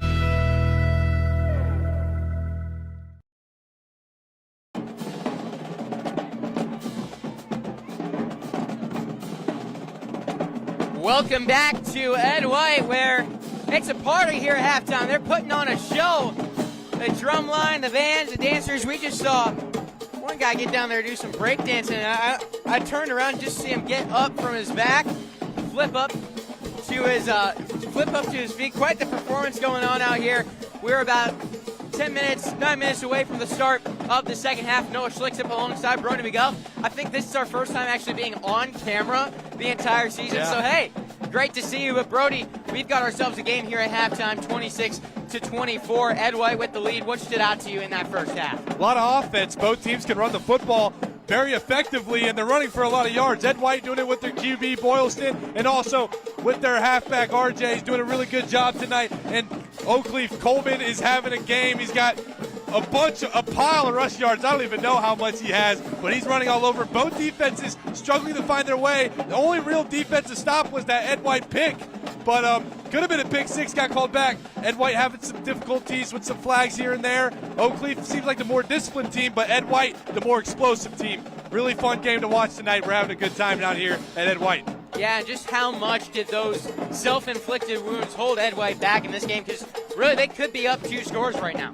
Yeah, they could be. And both those, there was 2 big plays. They had a touchdown get called back from the QB, and they also had that pick six get called back. those were kind of back-to-back plays, too. They happened very near each other. Those are big momentum swings in games, especially that pick six. A defensive big play like that could really light the fire on your team. But I think they carried with that momentum. Even though it didn't happen in the game, they felt how good their team was playing, and their offense has been doing a really good job, especially in that second quarter, making some plays and making some big explosive plays, especially towards the end. Let's talk about some of the halftime adjustments you think are being made out there. If you're Oakleaf right now, Coach Chris Foy, what are you telling your team? I think their linebackers need to fit a little bit better. Their D-line isn't necessarily getting pushed around by that Ed White offensive line, but they need to fit a little bit better. They need to spill some blocks and box some blocks. What I mean by that is contain the outside when needed. There's been a few big outside runs, but mainly it's been in between the tackles. They cannot stop Coleman in between the tackles. D-line needs to keep firing off the ball, and they need to stop that rushing game big time. Yeah, and for Ed White, what are the adjustments you think the Commanders are making here at half? Yeah, they need to, again, fit with their linebackers as well. Both teams are having the same problems. Their defensive fronts having problems fitting on some running game tonight. Need to figure out how to fill these blocks and box them better. Linebackers need to fit harder and maybe bring that safety up a little bit more. He's playing a little bit too far off. Needs to be more involved in the game. And, Ed White's joining the field right now, and we should be excited for a second half. Yeah, and who are you watching in the second half? What are your keys to the game here in the second? I'm still watching Boylston. If he keeps playing the way he does, I don't see how Ed White loses this game unless it's off a few big plays from Oakleaf. Oakleaf, they're probably going to need to get the passing game going. I would assume Ed White does a little bit better of a job stopping this run game. If not, they're just going to keep sticking with Coleman, because if it ain't broke, don't fix it. And they're doing a really good job of that. Both teams need to just stop the run. That's really all there is to it. Not much passing plays other than the two big ones from Ed White. Other than that, it's just been all running game. Both defenses need to be more physical, get off the ball, and make some tackles in the backfield. We got sorry about that. Some score updates from around the area here at halftime. We've got a close one between Bartram Trail and St. Augustine right now, 14-13. Bartram Trail just scoring a touchdown, so a close one to watch there down at St. Aug. And then around the area, you see Flagler Palm Coast leading at halftime over Yulee by a score of 21-0. You look around the area, Nice with a 15-0 advantage over Atlantic Coast. Right now, a close one going on between Tallahassee Lincoln and Trinity Christian. So we've got some good games going on. This one might be the best of the bunch. A 2-point advantage for Ed White as we hit the third quarter. Coming up next on Action Sports Jacks 24/7.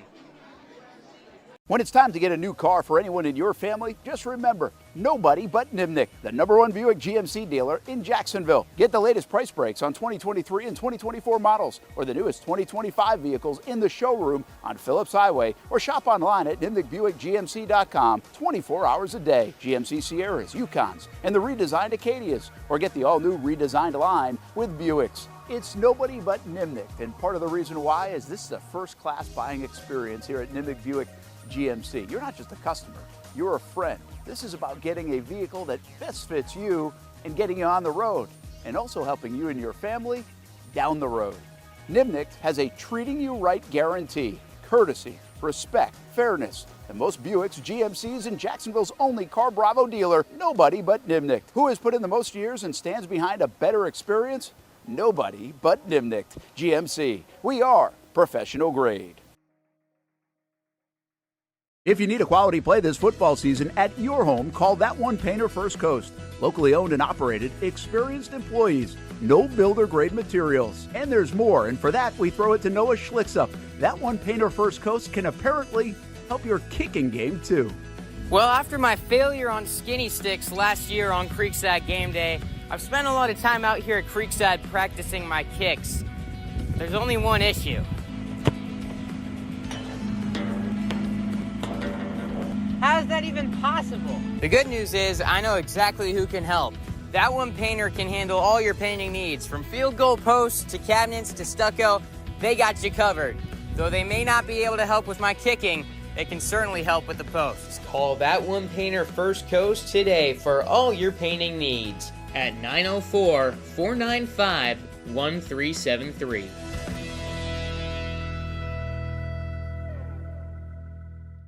If you don't see a pit, it ain't legit. When you hear that, you think Bono's Pit Barbecue, a staple in Northeast Florida now for 75 years. A place that feels like home with friendly service, a meeting place for friends, family, or business occasions. On the menu, the corn nuggets are a favorite in our house, but there's something for everyone. Sandwiches, platters, salads, sides, desserts, and family feasts. You see Bono's all over the place in Northeast Florida. You know, there are almost 20 locations in the Jacksonville area now, so stop on by, sit down, and dine in with Bono's. You can also take it to go. There are drive-thrus in many of the locations, and they have delivery options too. Just download the Bono's app to make things easy. I signed up for the loyalty program, and you can too, to get special offers. If Jacksonville is home, few things feel more Jacksonville than Bono's Pit Barbecue. Celebrate 75 years and many more to come. Bono's Pit Barbecue. If you don't see a pit, it ain't legit.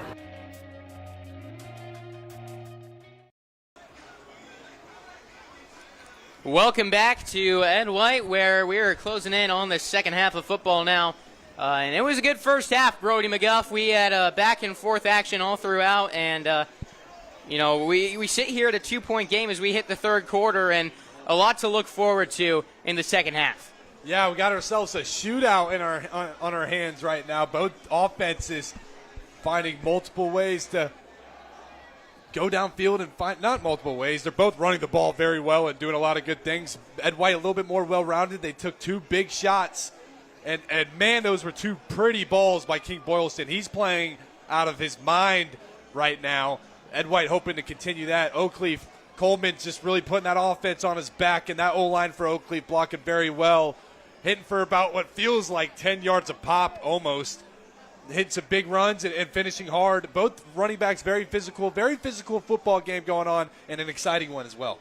Yeah, and this is a game where we've seen, as you mentioned, a lot of reliance on the run game. Do you expect them to open up a little more through the air in the second half?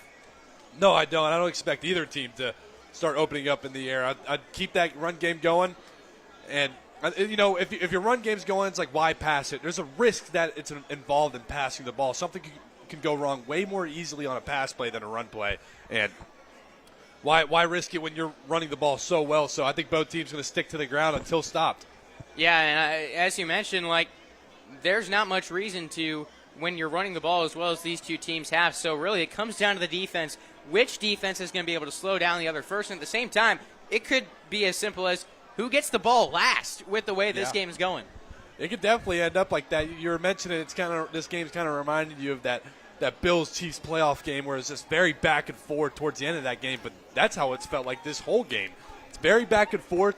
When one team lands a blow, the other one comes back with something even bigger, and it's just been a really enjoyable game to watch, and I'm so happy to be down here at Ed White calling this game with you, Noah. Yeah, it has been a blast, and we've got plenty to look forward to now in the second half of action. Ed White will kick it away. They received to start the first half. Oakleaf got the late touchdown with just over 35 seconds to go in the second quarter, but Ed White was able to drive the field, get the second big touchdown pass to Nick Roberson, and that led to the 2-point advantage for the Commanders as we hit the third quarter. Dalton boots it away. Best kick of the night so far for Ed White. As here come the Knights on the return, tripping, turning around. Jordan Price is going to be stopped on the 23-yard line. How about that? That was far and away the best special teams effort of the night for Ed White, and that could end up being big. Yeah, they really could, because Oakleaf usually only needs 60 yards to drive down the field. Now they need about 80 to get to the end zone. Gives Ed White's defense some more time to get a stop. Let's see what halftime adjustments have been made. I mean, the boxes has been already stacked. They've been already stacking that box, and that just really hasn't working. It's really just we just need to fire off the ball and execute a little bit better. It'll be first down and 10 for Oakleaf on their own 23.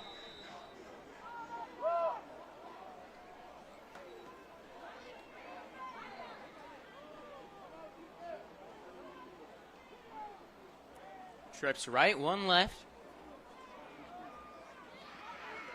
Coleman tried to spin off a tackle, but the hit too big from Rajon Riley.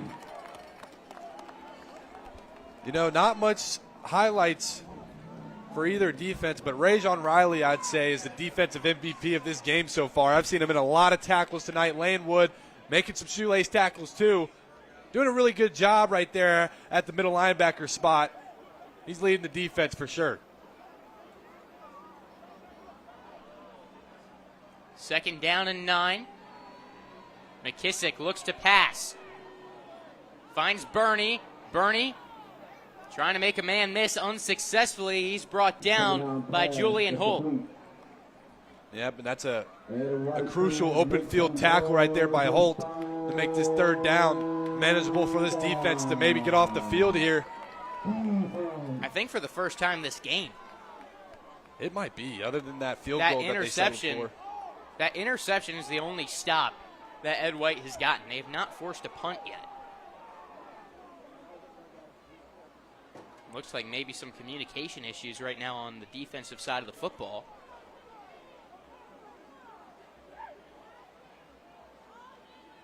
They hand it off. Coleman has the first down, and he's got more. Past the 50-yard line. Coleman still going inside the 40. Coleman finally dragged down around the Ed White 20-yard line.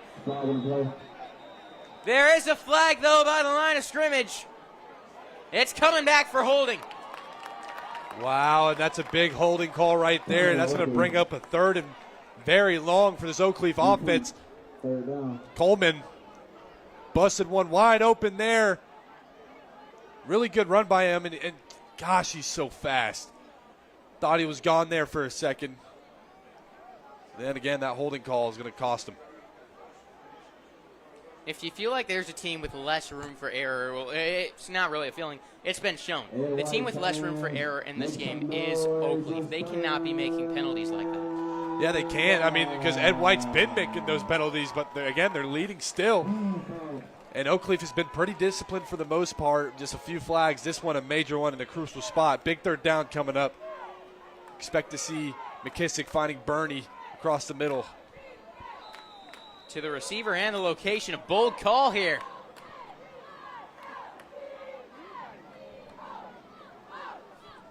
They do a lot of check with the coach to the sideline to see if Ed White's bringing pressure or not. Ed White not showing it right now. Third down and 13.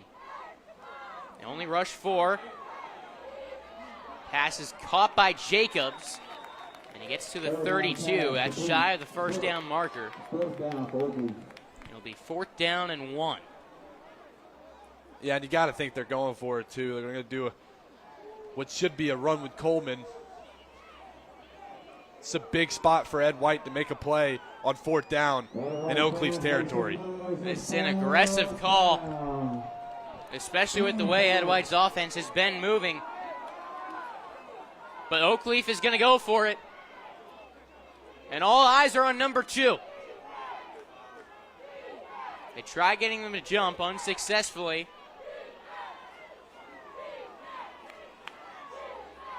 There's the give to Coleman. Goes up the middle, and he's got the first down.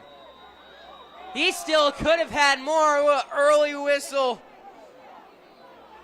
Coleman very hyped up about that run. Letting the Ed White sideline hear it. Big conversion right there. Ed White showing some better defense, though, on those first set of sticks.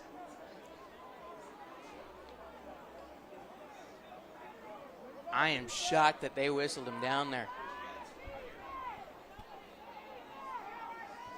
Oakleaf going that 2-sniffer set offense. Both those guys are marked down as offensive linemen, too. They'll get up to 7 blockers in there. Try to free up space there for Coleman to jive forward to the 41-yard line. Isaiah Pierre-Val and Anthony Salas both used as sniffers in this offense.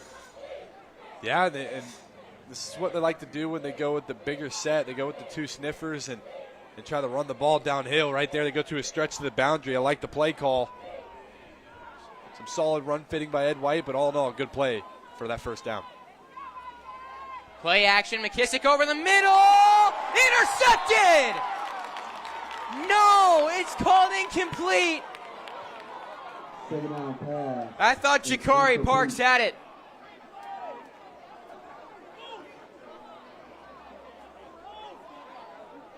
That's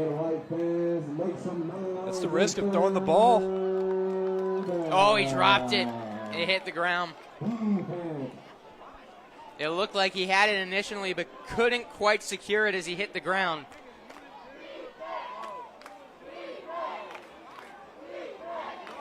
Big third down coming up here.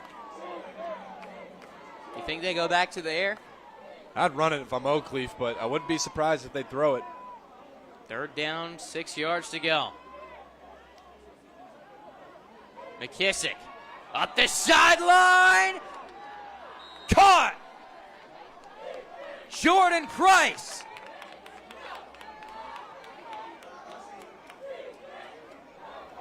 What a catch there going to the ground. Yeah, he won off the line of scrimmage. Good route right there by Price. Just wins the outside release, gets upfield. McKissick gets it in the catchable range for him and makes a great play on the ball. Another crucial first down conversion for this Oakleaf offense. Ed White making him earn it, though. I believe that's the first catch of the game for the UAB commit. Leads the team in yards per reception and in touchdowns. He's tied with Trace Burney. Cutting it to the outside. Coleman breaks inside the 20, and he is gone! Fareed Coleman tacks on 6 more. That was a mean jump cut, man. It was supposed to be a design run to the left side of that O-line, but he puts his foot in the ground and goes right, finds a lane, and, man, he's a burner. He was gone after that. Touchdown Oakleaf. And way to figure out how to weather the storm early in that drive, get those first downs, and then get in the end zone there. Coleman having himself a night. Is that touchdown number 4? It feels like it, man. I don't think anybody else has scored for Oakleaf.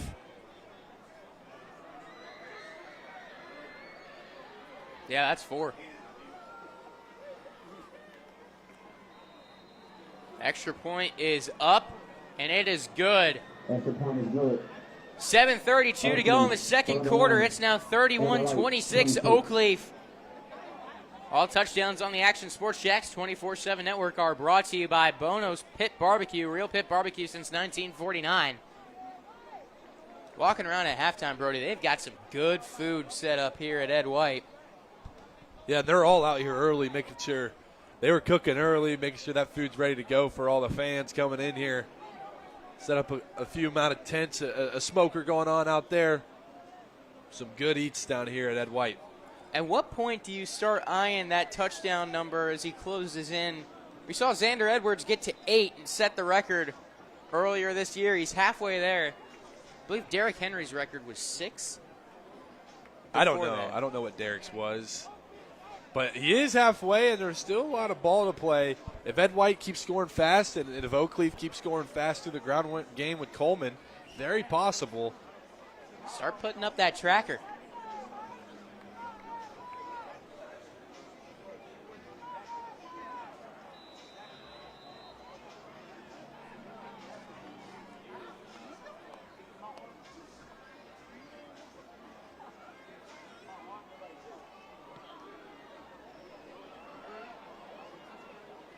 Brought in on the 1-yard line by Mercer. He had some big returns in the first half, and he's got space to have one here. To the 45-yard line, King Mercer. Ed White doing a really good job with their return unit tonight. I'm surprised they didn't kick it to him last time. I'm surprised they did right there. Yeah, me too. I would think Oakleaf would, shy away from that with how close he's been to housing one on these kick returns. Literally one block or one missed tackle away about every time. Keep your eye on that as that game goes on. We could easily see him bring one back for 6.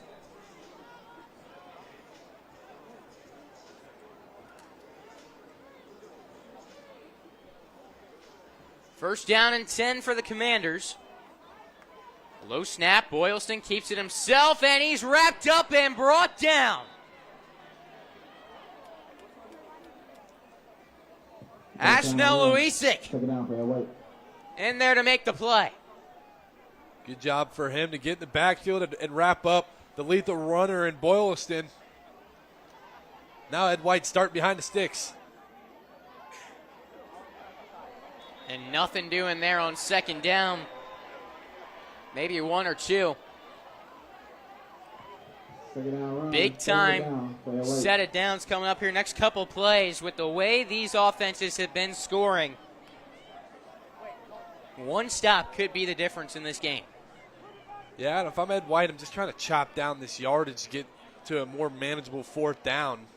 They've only punted once tonight, and they've probably been in 4 scenarios where conventional wisdom says they should. That one should have been caught for a first down. Mercer dropped it around the 41-yard line. That one is killer. That was a really good ball, too, from Boylston. Had pressure in his face, got rid of it quick. And got it right around the linebacker Robinson, too. That was a hard one to place. A few drops tonight that have been crucial, and that one might be the most crucial, especially because they're going for it on this fourth down. 4th down and 11 on their own 44. Ed White rolling the dice.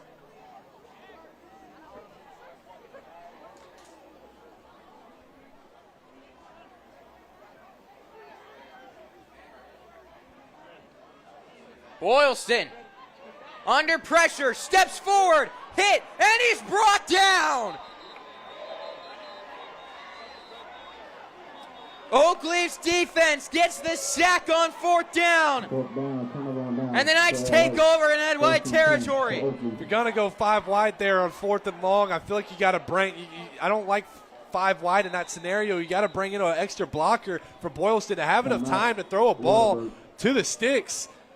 Right there, Oakleaf gets pressure immediately. And Boylston just didn't really have any space to improvise and make a play. As that takes us to the water break. 6:15 to go in the third quarter. 31-26. Oakleaf with the lead in our Whataburger game of the week.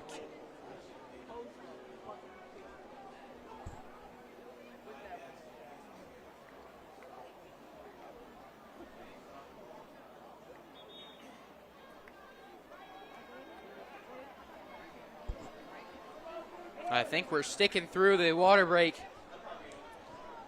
6:15 to go. 5-point game and a real opportunity now for Oakleaf.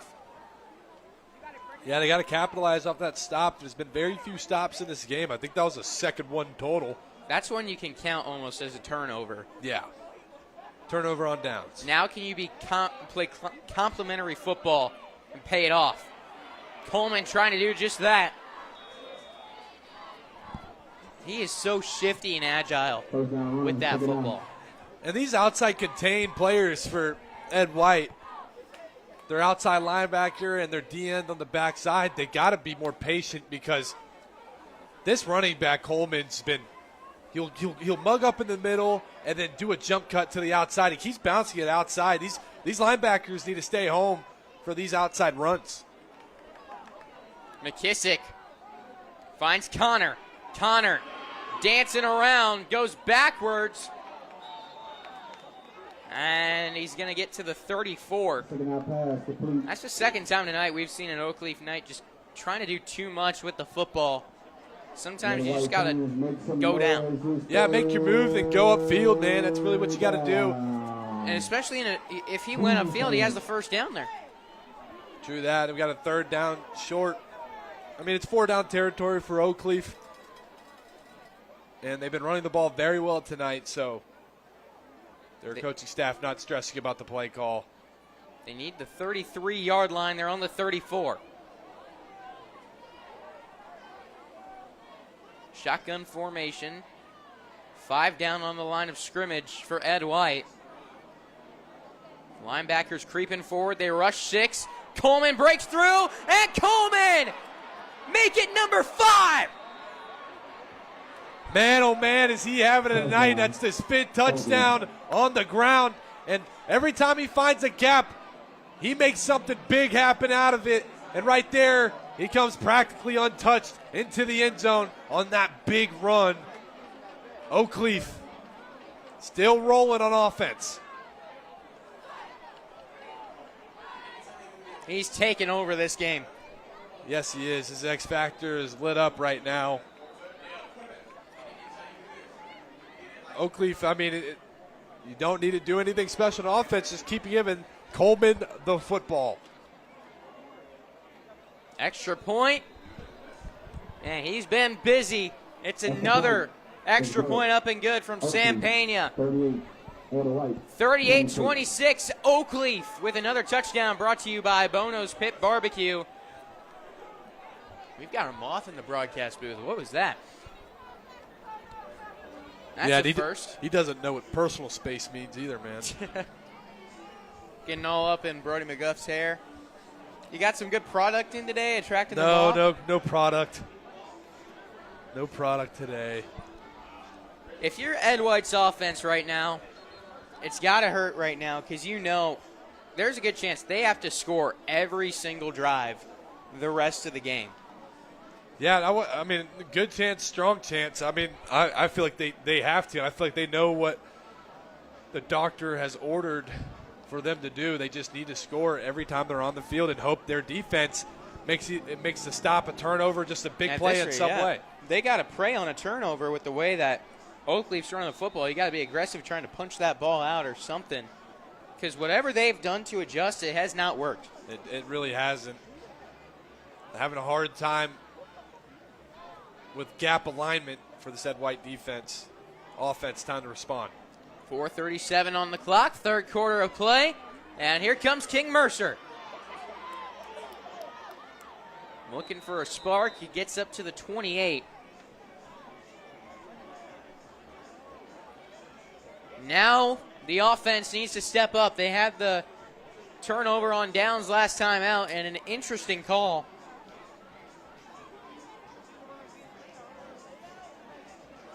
Ed White just needs to go back to what was working and keep that going. Oakleaf definitely made some halftime adjustments to figure out how to stop this run game. Their defense going into this game has only let up 2 rushing touchdowns, so they know how to stop the run. Let's see if their halftime adjustments are true or if that first drive was just some eye candy for us. Timeout called by Oakleaf. Back after this break on Action Sports Jacks 24/7.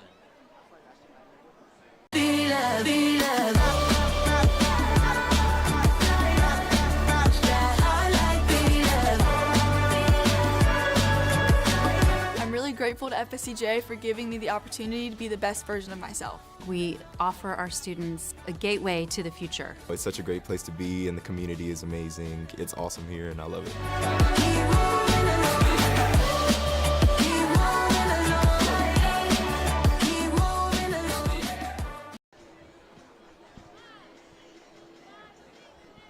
Welcome back. Third quarter of action. 38-26. Ed White trailing by 12.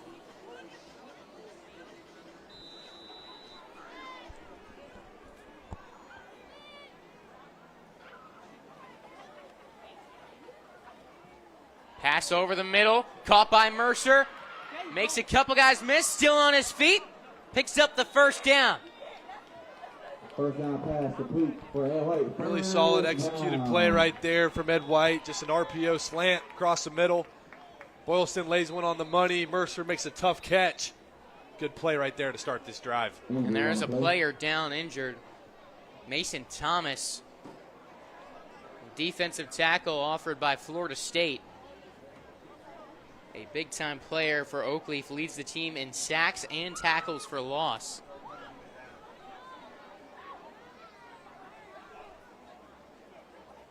Four minutes, 20 seconds to go in the third quarter.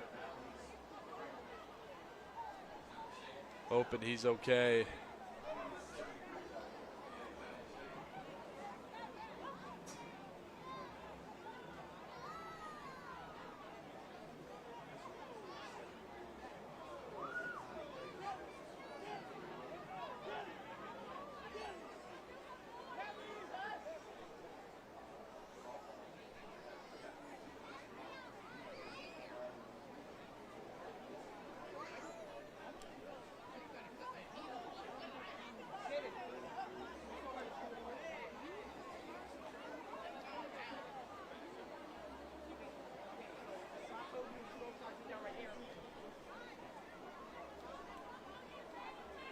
Thomas now back up on his feet, walking off on his own power.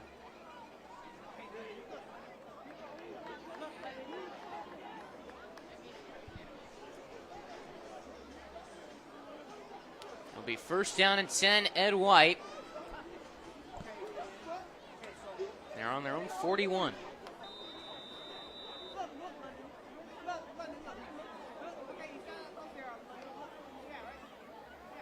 Boylston over the middle. Roberson the target. Does he have it? Yes, he does. Yeah, it looks like the skinny post right there. Nice inside release from Roberson. Gets enough separation for Boylston to fit one in there, and it's a good connection for a good first down.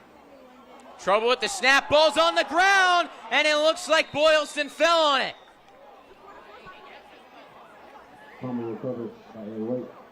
Second down. We'll see where they place the football. It'll be on the 44. Second down and 16.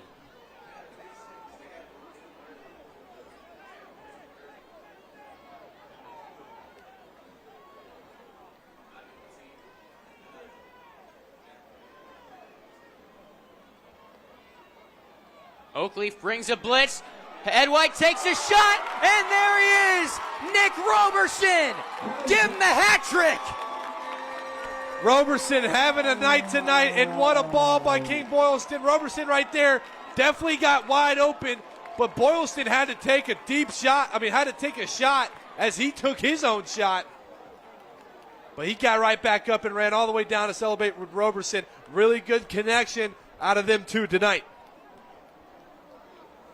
Nick Roberson has been unbelievable at that wide receiver spot, and we're seeing Ed White start to open it up through the air, and that connection between Boylston and Roberson is on point. They're on the money so far tonight. Extra point is good. Ed White responds to the touchdown, gets it back to a one-possession game. It's now 38-33 with 3:17 to go in the third quarter. That was critical there that the Commanders strike back, and they did it in a big way. Yeah, they did. Oakleaf just playing press man and stacking the box. And problem with that is when you got a receiver in Ed White and Nick Roberson, definitely a one-on-one matchup nightmare, and he's been showing it tonight. Checking on some scores in Northeast Florida. Second quarter, Fleming Island leads Terry Parker 27-14. St. Augustine, Bartram Trail 14-13 at halftime. Watch out for that one as Bartram Trail's been putting it together. We said on the Blitz breakdown that could be a game where an upset could happen if St. Augustine goes in sleeping. And how about this score? I'm not sure if this is correct. Onside kick, and they picked it up too early. They would have had that. They would have. They got me looking at the Tokoi Creek Menendez 2-0 score at halftime. What a wild one if that's true. Nearly caught everyone napping on that one. Flagler Palm Coast is putting it on Yulee, 35-0.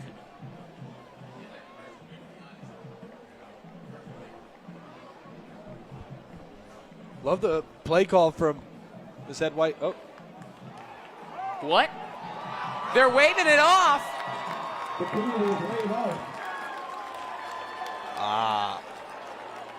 Oh, wait. They're waving the penalty off. It's still Oakleaf football. I was about to say, that would have been wild. I was like, that was for sure inside 10 yards. Clear That was going big. But now Ed White's, what is Ed White trying to argue? I feel for them a little bit. The ref is waving off the flag, and if the flag is woven off, that means that's what that means. Hey. I'm confused because if you touch the ball too early, you should get yards out of it. Now they're not giving Oakleaf any yards out of it. So there's no flag on the play. You see my confusion here? Yeah. One day we'll bring in our rules analysts. Yeah, that's above my pay grade. I mean, I know football, but time to bring in our rules analyst, Google.com. First down and 10. McKissick hands to Coleman. Coleman inside the 45. Yeah, you got it. Coleman, a very physical backed. You've been seeing his speed all night, but I've also been noticing how angry of a runner he runs and how tough he is. You definitely can't come in with some arm tackles. You got to put your shoulder pad into him, and there's 2 broken arm tackles right there and a solid run on first down. Ed White needs to figure out how to stop this run game if they want to have a shot at winning this ball game. We're in the third quarter right now, and Fareed Coleman has 5 touchdowns. 2:53 to play in the third.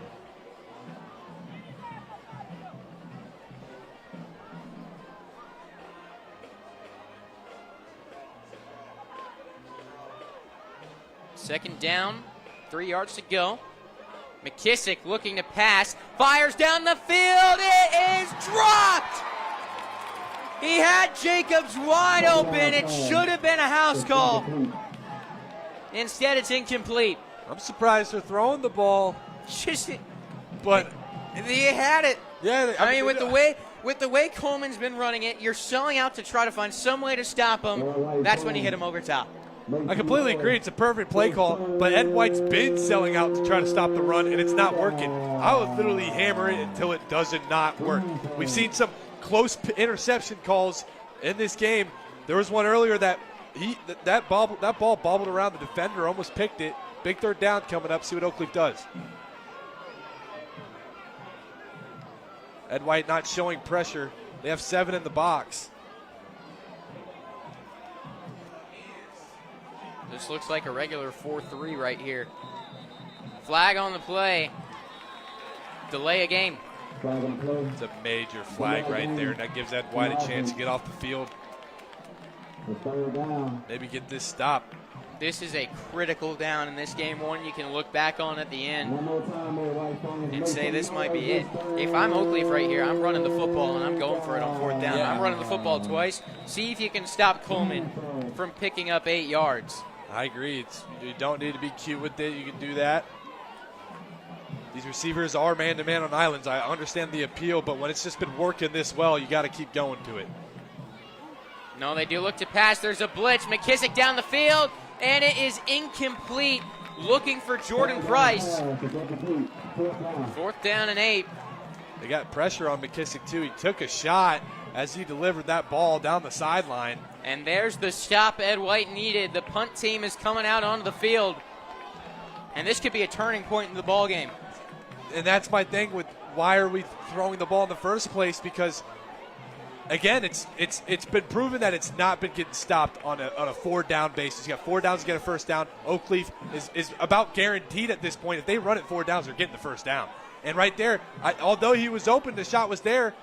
There's more room for error on pass plays. He dropped it. Then the next play, they missed the first down conversion. Now they got a punt. And the punt just barely away, nearly blocked.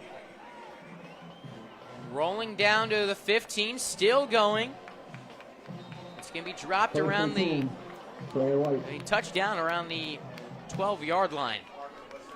Now here you go. If you're Ed White, you're looking at this and saying, this is our chance to really get back into this game. Your defense got the stop. Now you got to score. Yeah, I expect to see this offense just absolutely scrap their way to and try to find a way to get in the end zone on this drive. See if they'll lean more on the run game or if they'll keep taking shots to Roberson on the outside. So I've thought back, I've gone over each touchdown. It's 4 rushing touchdowns right now for Coleman. There is 1 on the reverse. I think that one went to either Bernie or Connor. Or no, that was Ed White. Ed scored on the reverse. Yeah, 5 touchdowns. He's having a night. But a flag to start the drive for Ed White, not what you want to do in their own territory.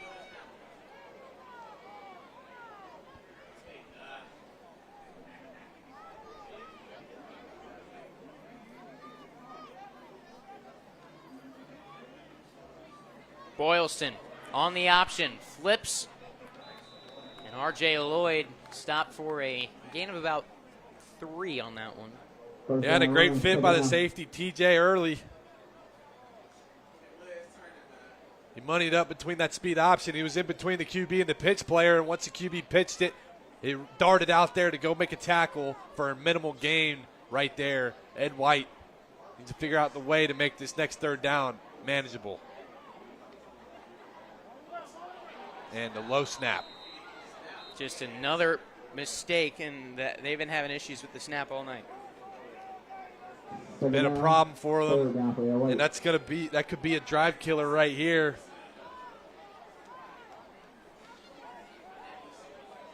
Yeah, third and about 15, and back against the wall. This is a huge momentum swing, too, if Oakleaf gets this stop. You look back at your offense, and they're saying, we got you, you know? 50 seconds to go in the third quarter. Boylston looks to pass, lets one go short to Lloyd, up to the 17-yard line. It'll be 4th down and 5. Still no move to the punter. Inside your own red zone. With the way this game has gone, I don't blame them, but man, you're pretty much calling the game right here. 4th down and 5.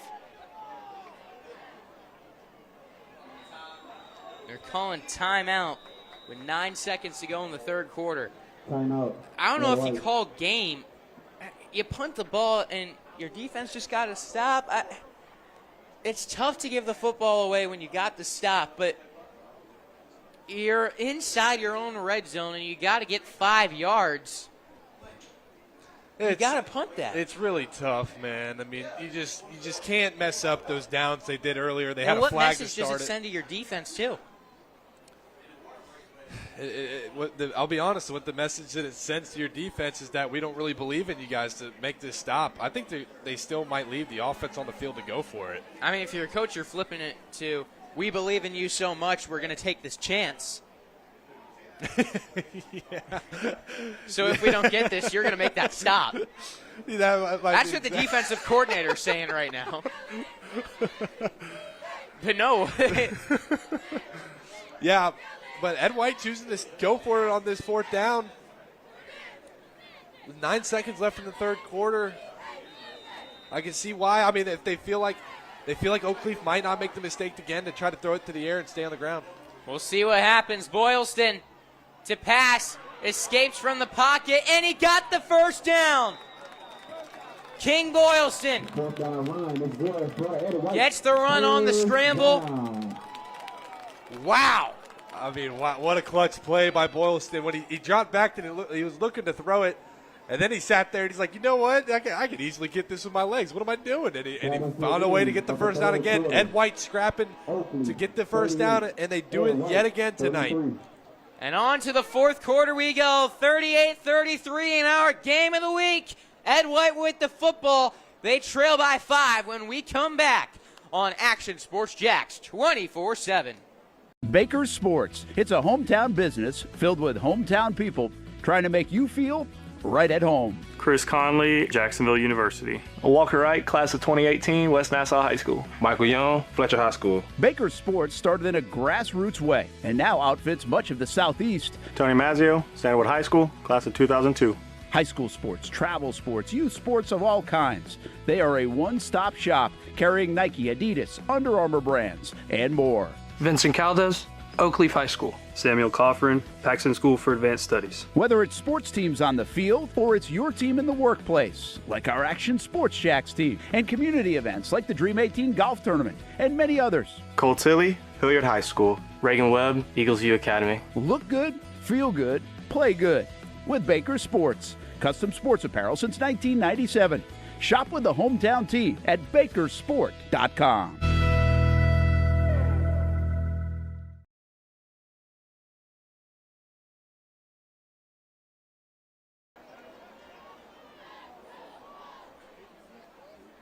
Welcome back for the fourth quarter as Ed White starts on the ground.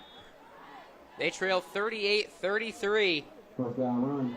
Second down. Defense got the stop. They went for it, 4th and 5 on their own 17. They got it. You feel like you got to pay that off now with a touchdown, Brody. Yeah, they're putting all their eggs in one basket with this drive, especially early in the drive. Going for it on the 4th down is a really risky move. Boylston fakes the handoff, keeps it himself, breaks a tackle, can't break the next one. Second down run. It'll be 3rd down. 3rd down. And 5 yards to go on their own 35. And now, got to get 2 stops because you know Ed White's going for it.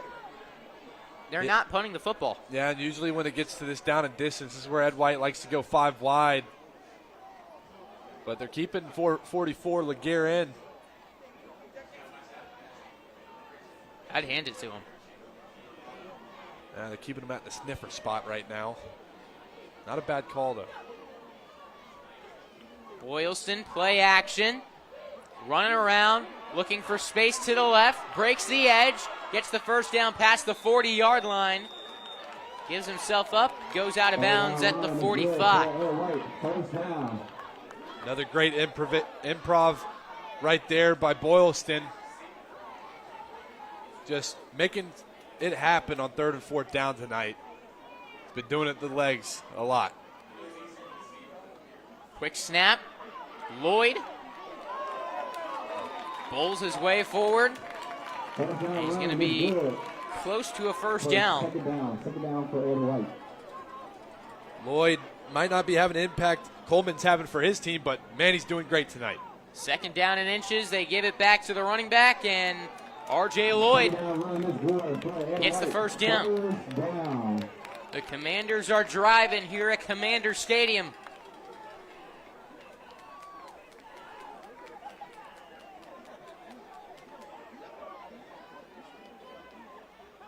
They hand it off again. Lloyd. Not as much on that carry. Looks like 3 yards. It'll bring up 2nd down and 7. You keep handing it off, or at some point I feel like they're going to Roberson. Yeah, they're waiting on it, but right now they just know they need to score on this drive. They're going to keep running. Stopped at the line of scrimmage. Second down run.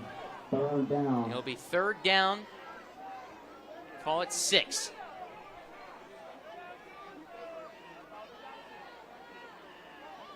They're going to go empty here. 3rd down and 5. I think Oakleaf, that's neutral zone infraction.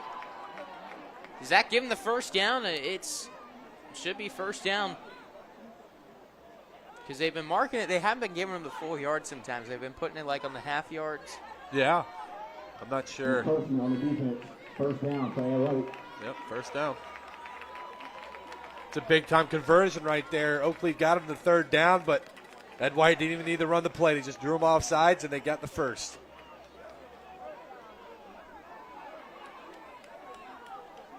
$9:28 to go.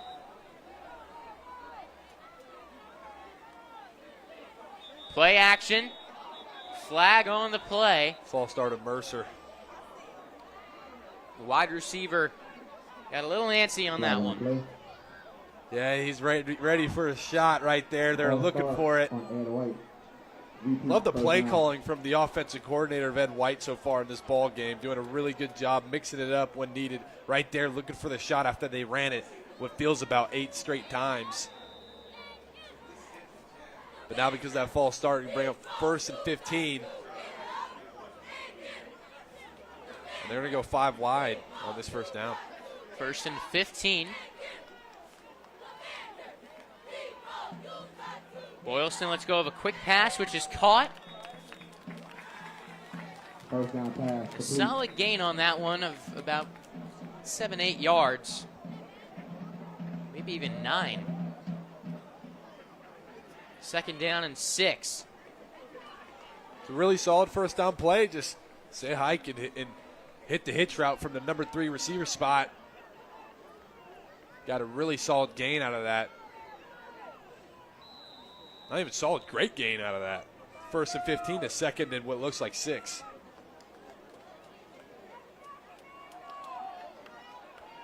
Another empty backfield on second down. Boylston, big hit, and the catch still made by King Mercer. Gets the first down on the 19. What a play to hold on to that one. Mercy having a wonky night at receiver. He's dropped about 2 wide open balls, but every catch he's had, which is around 3 to 4 of them, have been very contested catches, making some tough catches, and that's a big one down the stretch. 1st and 10 on the Oakleaf 19. They hand it off to Williams. And Joseph Williams around the 16-yard line.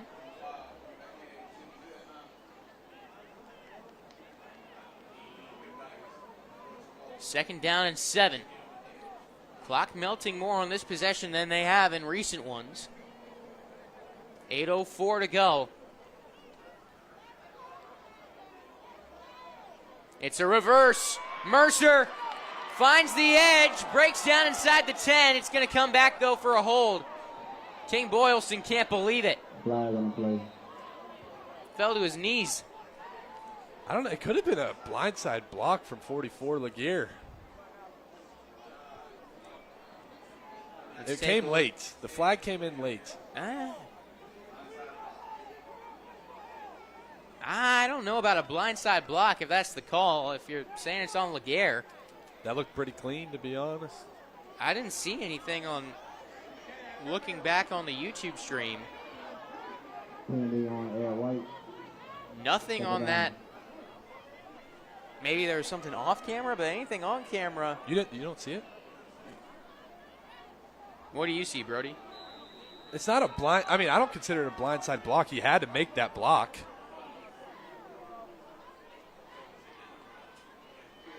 But it's it's a peel back block, and they're going to call it a flag for blindside. And the guy was facing him. Second down. Boylston running left. Going to get out of bounds around the 20-yard line. Right at the original line of scrimmage. It'll be 3rd down and 10. Unless they give him the 18, it'll be 3rd and 9. It's a big gain right there from Ed White. Shot himself in the foot the play previous. Right there to make it a more manageable 3rd down. Loaded box now on 3rd down.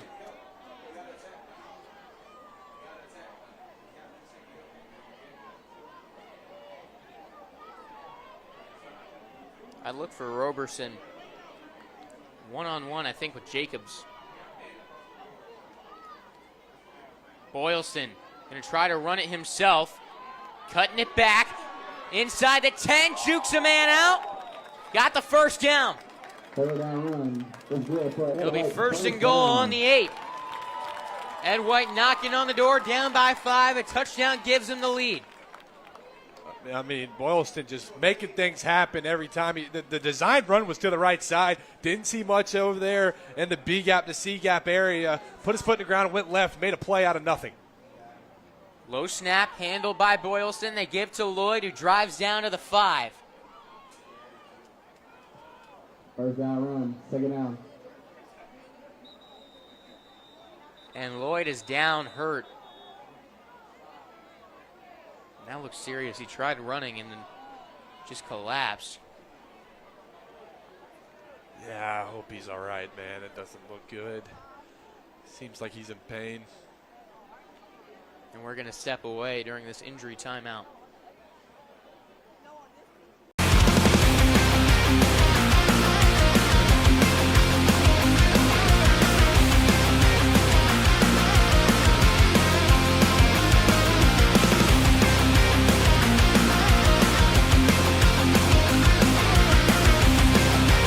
You have the opportunity to explore what you might want to do with your life. There's so many opportunities here that it can spark interest that you didn't even know you had.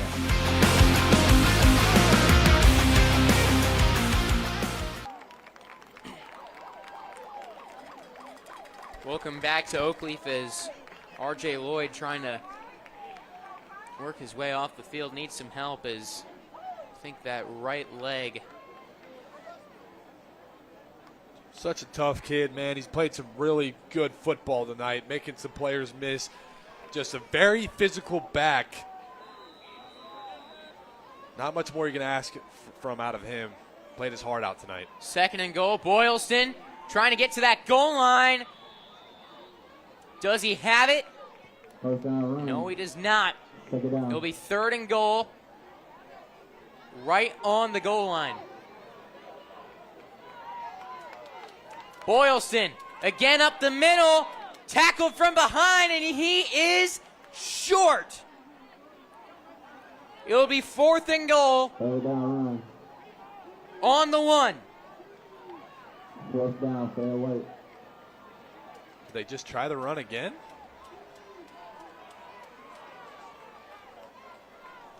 .6:06 to go. And Ed White is going to use a timeout. I don't feel like you got to overthink this, Brody. I feel like it's Boylston up the middle. Unless you want to get Laguerre in there. They just kind of tried it twice, though, and got stopped. But, yeah, honestly, you put Laguerre at halfback. You can run the power up the middle with the QB there. You can either go that direction or maybe fake that and go somewhere in the air, maybe in the flats, maybe something quick across the middle, something like that. Oakleaf is definitely going to stack this box and get in that backfield as quick as they possibly can. All eyes are on 9 running the football here.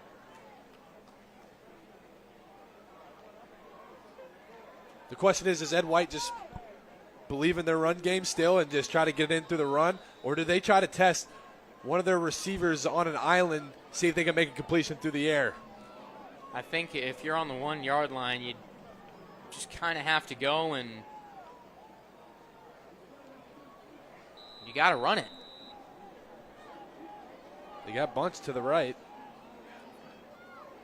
They bring in a man. Boylston up the middle. Does he have it? Yes, he does. Ed White has the lead. King Boylston on the quarterback keeper. That was one heck of a drive right there from Ed White. They were operating in a phone booth. They had a lot of miscues and flags that were shooting them in the foot a little bit, but they always just found a way to scrap back in these downs and these fights for first downs, and they just figured out a way to get a first down every time when they needed it most. What a drive by Ed White. And this offense, man, it's fun to watch. It's now 39-38. They're going to try to make it a 3-point game by going for 2. Boylston running right, flips to his running back Williams, and Williams finds his way in. And it's 41-38 Commanders. Heck of a play call right there for the speed option to the right side. Boylston draw the defenders towards him and then pitched it out to his halfback Williams right there. And Williams got in the end zone for that 2-point conversion, big-time 2-point conversion. Ed White's defense just needs to find another way to keep Oakleaf out the end zone, and Oakleaf needs to find a way to get back in that end zone.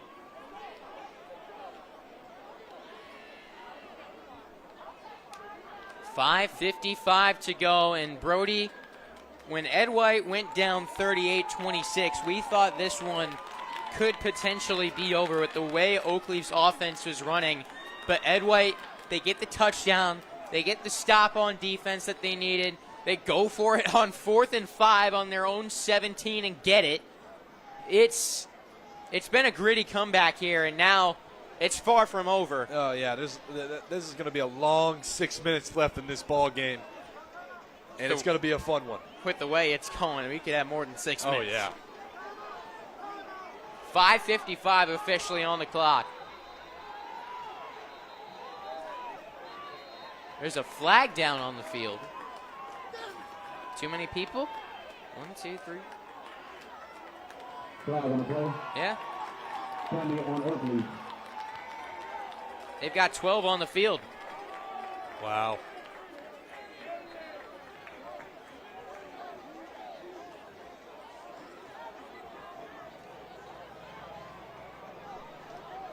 You know, what I'm thinking about right now is that a lot of Ed White's contests this year have been shootouts. So they're used to this. This is what they do. This is the brand of football they do.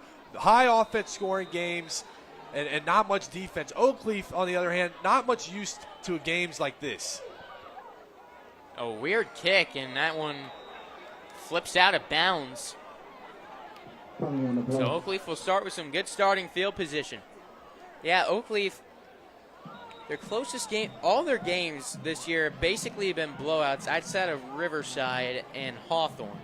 Riverside was 23-14, Hawthorne 35-26. As we hit the water break, hitting the final stretch of this game, 5:55 to go, 3-point game in our Whataburger Game of the Week. Action Sports Jax Friday Night Blitz. Every Friday, the only live streaming show in Jacksonville dedicated to high school football. Streaming on Action Sports Jax 24/7. Then we're packing all the highlights into a 30-minute show, Action Sports Jax Friday Night Blitz, and streaming on Action Sports Jax 24/7, Friday at 10:30 on Fox 30. Sponsored by Whataburger, just like you like it.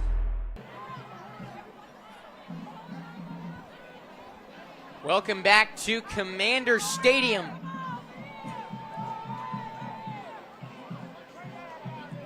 $5:55 to go. Oakleaf with the football. They start 1st and 10 on their own 35. McKissick hands to Coleman, and he's going to pick up 7 yards. He's got 5 touchdowns rushing tonight. Yeah, he's having one heck of a night at the halfback position for Oakleaf right now. Just making a lot of defenders miss. Anytime he's got a big field of grass to make something work in, he makes a big play out of it. One-on-one situation, good luck. Oh, yeah. They get back to Coleman up the middle, and he's got the first down. Take it down, run. Let's stop.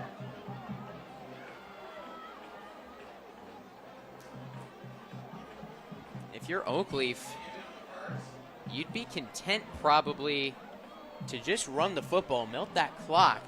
At the same time, though, we've seen Ed White does not need much time to get down the field. If I'm Oakleaf, I want to chew out this clock and see if we can get out of here. But definitely a tall ask. They're just selling out on that run and still having trouble stopping it. That's a 4-yard gain, and honestly, if Oakleaf can finish a drive with just 4 to 5 yard runs, that melts a lot of time off that clock. Yes, it does, and Oakleaf doing exactly what they need to do right now. Like you just said, getting those 4 to 5 yard runs and chewing this clock. If you're Ed White, are you trying to punch that football out? Is that a big focus right now? Oh, yeah. I mean, once you got it wrapped up, you want to get your hands in there and see if you can get a strip, get a turnover. A turnover in this spot would be huge for Ed White.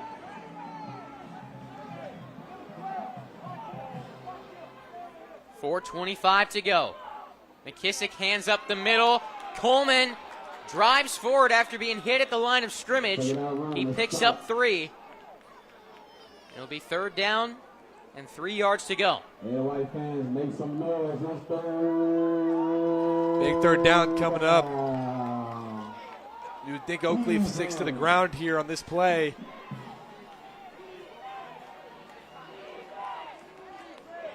Ed White's crowd making some noise. Big moment in this game, 3rd and 3.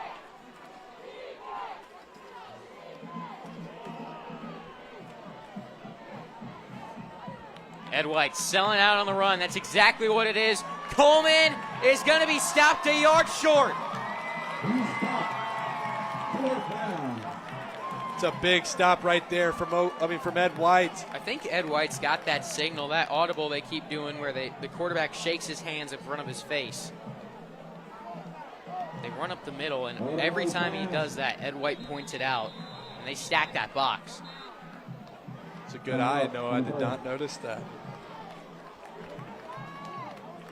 It'll be 4th down and 1, and Oakleaf will talk things over.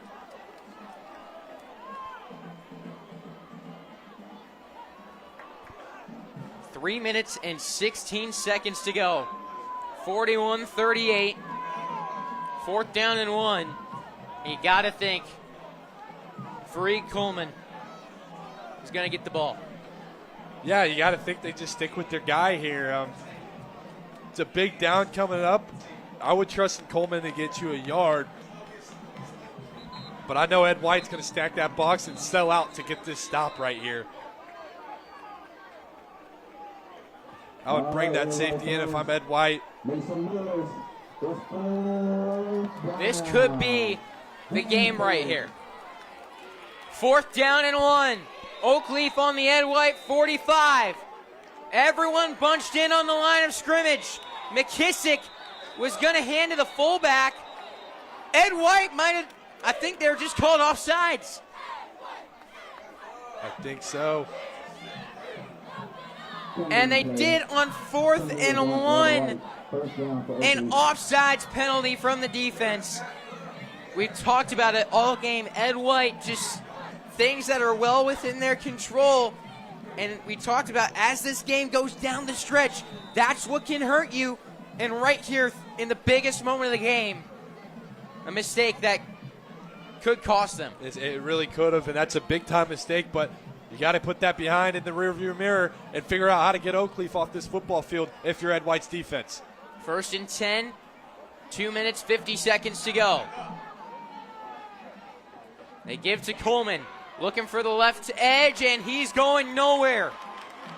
The gain of 1, and there's a receiver down for Oakleaf. That's Mike Connor. And that is a... You just hope the junior's okay. Yeah, just hoping that's a cramp and nothing else serious.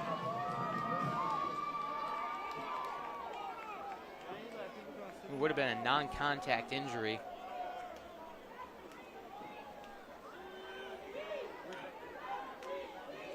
And yeah, they're stretching him out for a cramp. Yeah, that's right in the hamstring. That's about one of the worst spots you can have one. Is that the worst? Is there any place worse? I don't know, man. They all suck. I don't. It's weird because there's been times where, like, you know, you could have a cramp and it just, you know, you loosen it out and you're right back on the field. But I've had cramps at games.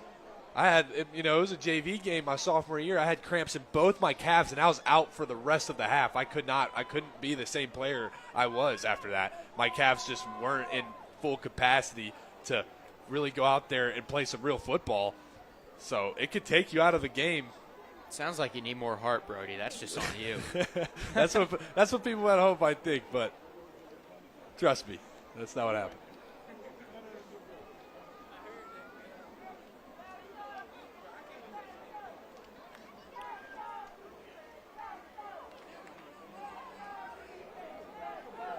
Connor still being checked on. If you're just joining us, this has been a wild game, back and forth. Maybe a combined 3 defensive stops in this one. Maybe 4. And this is just both offenses on a roll. In the first half, it was all a running game. In the second half, Ed White opened it up more through the air. King Boylston to Nick Roberson has been an unbelievable connection. Roberson with 3 touchdown catches, and all of them were at least 17 yards downfield. I believe that was the minimum. And both these offenses on a roll. For Oakleaf, it's been the run game. It's been all for Reed Coleman, the running back, the senior with 5 touchdowns in this game. But Ed White finally slowing down that run game. Do you have to see Oakleaf maybe take a shot here?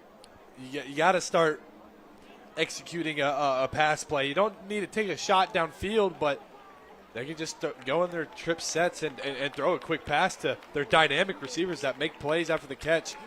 It's nice to see the receiver walking off the field now. It's probably a cramp, but that's one that affects him deeply. But yeah, if you're Oakleaf, you might think to yourself, you got to execute on the pass play eventually in this drive that they have going on. I wouldn't be surprised they open up this second down with a run. That's what I would do if I'm the Oakleaf coaching staff. 3-point game, 2:39 to go. Second down and 9. McKissick, play action, goes over the middle. He's got Trace Burney. Second down pass is complete. The JMU commit to the 32. It'll be 3rd down, 2 yards to go.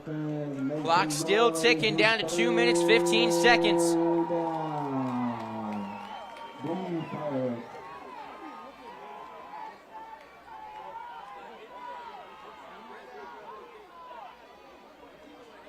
Oakleaf sees the blitz coming. See what they check to. The hand up the middle. Coleman got tripped up, but I think he got the 1st down. He needed the 30-yard line. I think he fell right on it. It is a 1st down. 1:47 to go. At the very least, Sam Pena's long this year, 38 yards. So field goal range would be about the 21-yard line. They currently sit on the 30. Wouldn't mind some overtime tonight. This has been a really fun game to watch and call. I've never witnessed an overtime game in high school. Coleman to the left edge. Going to be about 3 yards on that gain. Didn't get out of bounds. That clock's still rolling down to 125. Oakleaf seems to be in no hurry. They definitely don't want to see Ed White's offense back on the field, and I don't blame them. That's for good reason. But Oakleaf needs to execute very tightly in small margins to get in the end zone. Here's 2nd down. Play action. McKissick takes a shot. It is incomplete. Through the hands of Jacobs. Wow, I thought Jacobs had that, and now he's limping off the field. A great ball by McKissick to get it down there. Just fell incomplete. And now they'll bring up a big-time 3rd down with the Ed White home crowd getting on their feet and starting to make some noise. 60 seconds to go. 3rd down and 7.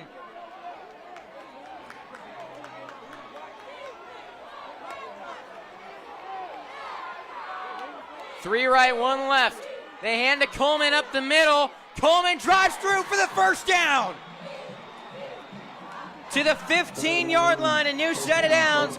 Clock stops momentarily to move the chains. 54 seconds. 1st and 10. McKissick in shotgun. Takes the snap over the middle. It is dropped in the end zone. Mike Connor had a touchdown in his hands. That's the 2nd time in 3 plays. Oakleaf been having problems with the passing game this whole time tonight. And in the point that it matters most, they had 2 catches hauled in that turned out to be drops. And a big 2nd down and 10 coming up with 44 seconds on the clock. 2nd down and 10. 3-point ball game. They hand to Coleman left side. Out of bounds around the 9. 39 seconds. This game is going to come down to if Ed White can make a stop or if Oakleaf can punch it in the end zone. It's on the 11. Actually, the 12. Man, went out earlier than I thought. Ed White starting their defensive chance from the crowd. 3rd down and 7. The crowd is roaring. McKissick looks to pass, steps up, trying to improvise, takes it himself, down to the 5-yard line. Clock stops at 32 seconds. Now you just got to feel like Ed White has to somehow make a stop on this run game. They give him the 4-yard line, 1st and goal. Hand to Coleman, and he's stopped behind the line of scrimmage. At the 6-yard line, Oakleaf spends their first time out with 22 seconds remaining. Wow, man, this game is just getting crazier and crazier. That's a big-time tackle in the backfield right there from Ed White. If I'm not mistaken, I believe that's their 2nd time out of the half. I think they spent one earlier. on one of the fourth downs. And we're getting word Oakleaf, that was their last time out. So now it's 22 seconds. You have time for maybe 2 plays. You're worried about running it. I don't know if they'll run it again because of the no timeout. And you definitely cannot take a sack. If you run the ball, I think you have time for 2 passing plays. I agree. You got to be quick and you got to know what you're going to do. If I'm Oakleaf, I'm calling 2 plays right here. I'm running the ball, then getting lined up quick, and then running a play after it through the air. 2nd down and goal. Oakleaf on the Ed White 6-yard line.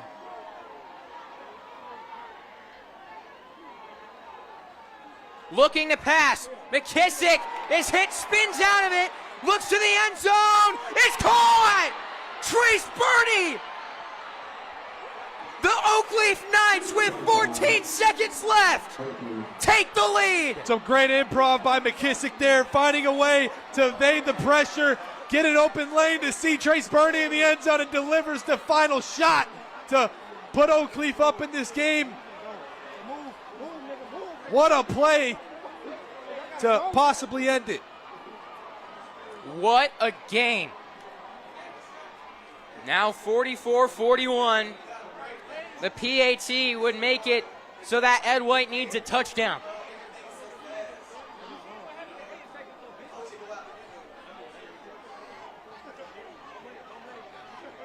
Sam Pena. The extra point is up and good. Now 45-41 with 14 seconds to go. It's not over though. And we've seen King Mercer rip off some big returns tonight. He's been close to going that. He's had 1 tackle to break from taking it to the house. You can't kick it to him here. You don't. If you're Oakleaf, you definitely don't. Kick it out of bounds if you have to. Who cares? Kick it out of bounds. Just make sure Mercer doesn't get his hands on it if you're Oakleaf. But Ed White thinking if Mercer can get the return opportunity, definitely take it. See what he could do with the ball in his hands. Oakleaf is huddled up. Their special teams unit's huddled up. They're definitely not kicking to him. There's no way they kick it to him.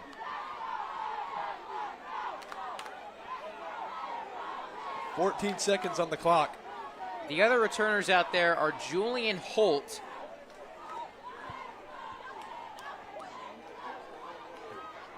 One just came out.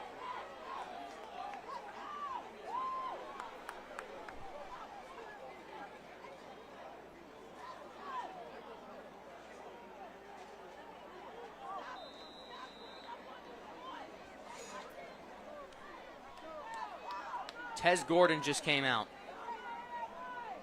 I believe Tyon Tolliver, the other up man.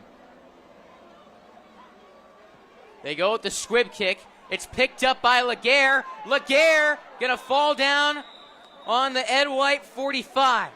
11 seconds to go. Now, Boylston's got an arm. Do you go to the Hail Mary? Or I feel like you got to run something to the sideline. Does Ed White have one more timeout? I think they have 1 timeout. If I'm them, I'm going to take the shot down the middle, see how close you can get from there. Take your timeout. 2 timeouts. They have 2 timeouts. Take your shot across the middle. Oakleaf's playing back. I wouldn't do it yet. I'd run a normal cushion defense, no pressing, but a normal cushion defense. If you're playing that many guys back, you could easily just throw a seam ball down the middle and get some easy yards to start this drive. Very conservative defensive formation. Just a quick completion, let him work. Boylston actually takes it himself, and Boylston is going to fall down up at the 44. Timeout, 5 seconds left.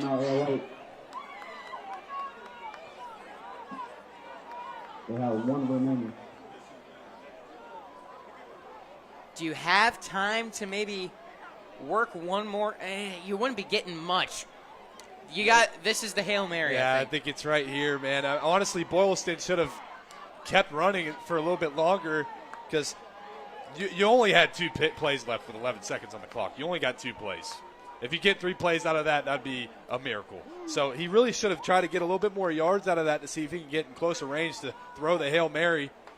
Boylston, a very talented athlete, he could probably make the throw from where it's at right now. Oh, I think definitely he's got that in. Yeah. Yeah, honestly, it's a diss to him that I said probably. I shouldn't have said that. He could definitely make that throw. He'll be letting it go from around the Ed White 48 probably. It'll be about 62 yards to the end zone. You got to think they're trying for Roberson, too. Wherever 0 is where that ball is going to end up at. We've seen his ability to make contested catches tonight, and he's got the biggest frame of anyone out there. Here we go. Ed White about to say a prayer. Here it comes. Boylston running right, steps forward, heaves it up. It is caught! Incomplete! I thought he had it. Everyone here thought he had it. And the ball somehow on the ground. Oakleaf comes away with the win. It sounded like an earthquake was happening on this side. I cannot believe that's how close it came to actually completing. It was on his hands. Oh, he had it going down. He caught it in. When he hit the ground, he couldn't hang on to it. What a heartbreaker for Ed White. They fought their tails off. That was one of the best high school football games I've ever witnessed. What a game. What a game, Noah. That was a game of the week right there, Brody. We've seen some great ones this year, and it all comes down to even after the zeros hit the clock, as Roberson hit the ground, he just couldn't hang on through that contact with the ground. I've never witnessed a Hail Mary completed in high school. That's the closest it's ever been from all the games I've been a part of, watched anything like that. And he was so close for making that happen. This place was a rocket. He caught the ball. People were banging on the glass. Ed White was storming the field. And then we see the official wondering about which hand motion he's going to make. Signals incomplete as the ball trickled to the back of the end zone. Just what a game. What a game. It was so fun to call. Both teams really showed up and played some electric football. We had a treat tonight.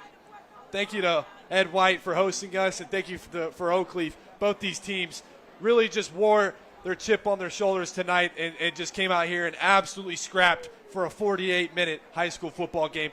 That's what Football to 904 is all about. Yes, sir, and thank you to everyone who tuned in tonight. What a game, and we'll be back next week for Fleming Island and Middleburg in our game of the week. Week 9 is in the books. We'll be talking about it Monday night on the Blitz Breakdown on the Action Sports Jacks 24/7 network. We will see you then. But for now, for Chandler Danzler, Daniel Hawk, and my partner Brody McGuff, I am Noah Schlicksup signing off saying have a good night from Ed White.